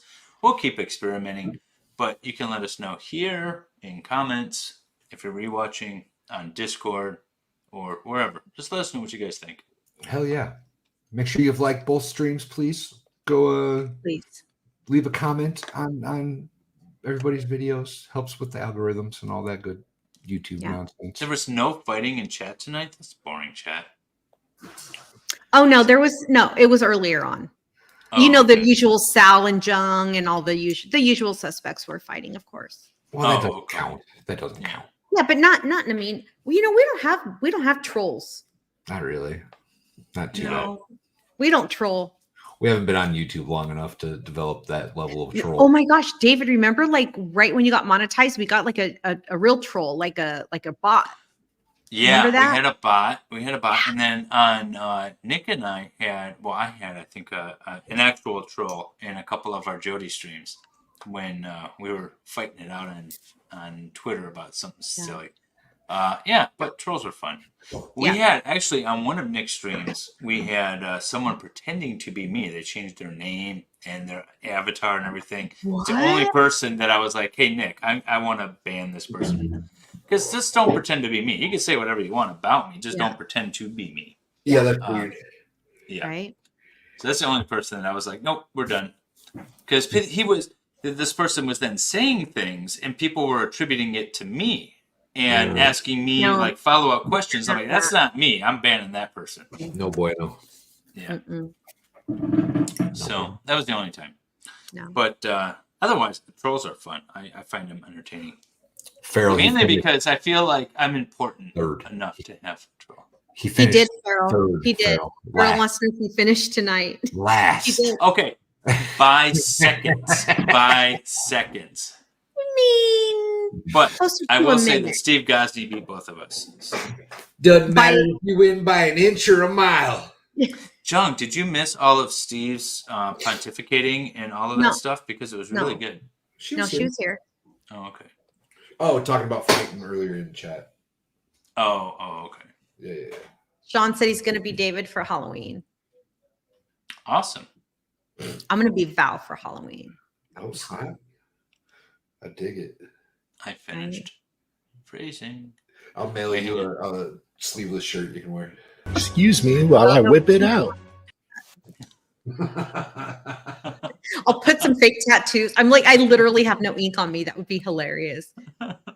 My sister's like all tatted up, and I make fun of them for being tatted, and they make fun of me for not having tattoos. And so that would be hilarious. You could absolutely be me for Halloween. You just put a baseball hat on and a sweatshirt, and you're good to go. You are David already, MG. Right. You guys were like That's hard a to tell cheater. apart across YouTube. Like Cheater nobody can tell you pumpkin. apart. Right? I know. Pumpkin Is that eater MG cheater. Law or is that MLS? Oh. Wendy, if we ever meet, maybe we'll go get tatted up. How's that sound? All right. Okay. I'm down. Hell yeah. Look, I'll try anything once that's not skydiving or bungee jumping. I'm not. No. I don't want to do bungee jumping. I do want to do No. skydiving. No. jumped Bungee that one. jumping, you don't have a reserve chute. None of those things work for me. I have too many people that rely on me. No. Plus, I'm a scaredy cat, so no, thank you. I did go ziplining last month. I took my 13-year-old. We went ziplining in Idaho in the mountains. It was amazing. There you go. I loved that. That'd be fun. I loved that a lot. And I went. It's called belaying. Like you jump off of things, but Yeah, it's you not like take a rope down. yeah, that was cool. It's like how you rappel down, like when you get down for Exactly. Oh, boy. Yeah. Yeah. I've been rappelling before too. That was fun. Hell yeah. Yeah. I've jumped out of 5 planes. 5 Were planes. you airborne? I was airborne qualified. So I went My through the dad jump was. school and then That's awesome. ended up in a leg unit and never got to jump out of a plane again, which I'm okay with. My dad regretted it afterwards. He's like, I don't want to do this. Shit's terrifying. Yeah, no, he hated it. All right. Well, you all have a good night. I think this is a good place to end it. I am going to get some sleep. And we have, don't forget, if you guys are a member and you are in my Discord, tomorrow we're starting Hunt a Killer at 7 p.m. Eastern. So that'll be a lot of fun. Valhalla, you got some streams coming up? I don't think so. Okay. I don't think so. I think this is the only thing that's been on my schedule. Hey, Left, you came just in time to leave. Well, we gotta get a good grifty one up for you. Let me know if you want me to do anything for that. I'm down. Okay. Thank you. Yeah. Need to get you some. That'd be a good time. Yeah, very good. Well, you all have a good Go rest to of bed. your morning. It's late Yeah, for have y'all. a good day. It's 1:41 here. Yeah, you're crazy. Well, we got a little late start this evening. And, yeah. Steve was doing his thing, and but it was awesome that he could join us. Hell yeah. And we'll see you guys on the next Lego stream. Good night, everyone. Heck yeah. Hey, buddy, how you doing? I'm doing good. David, remind me to tell you about a case. Is this what you 12 sent to stacks Mrs. of- Valhalla today? Yeah. Okay, cool. She's gonna love it. Do the George Costanza pose from Seinfeld. He's like laying on the couch.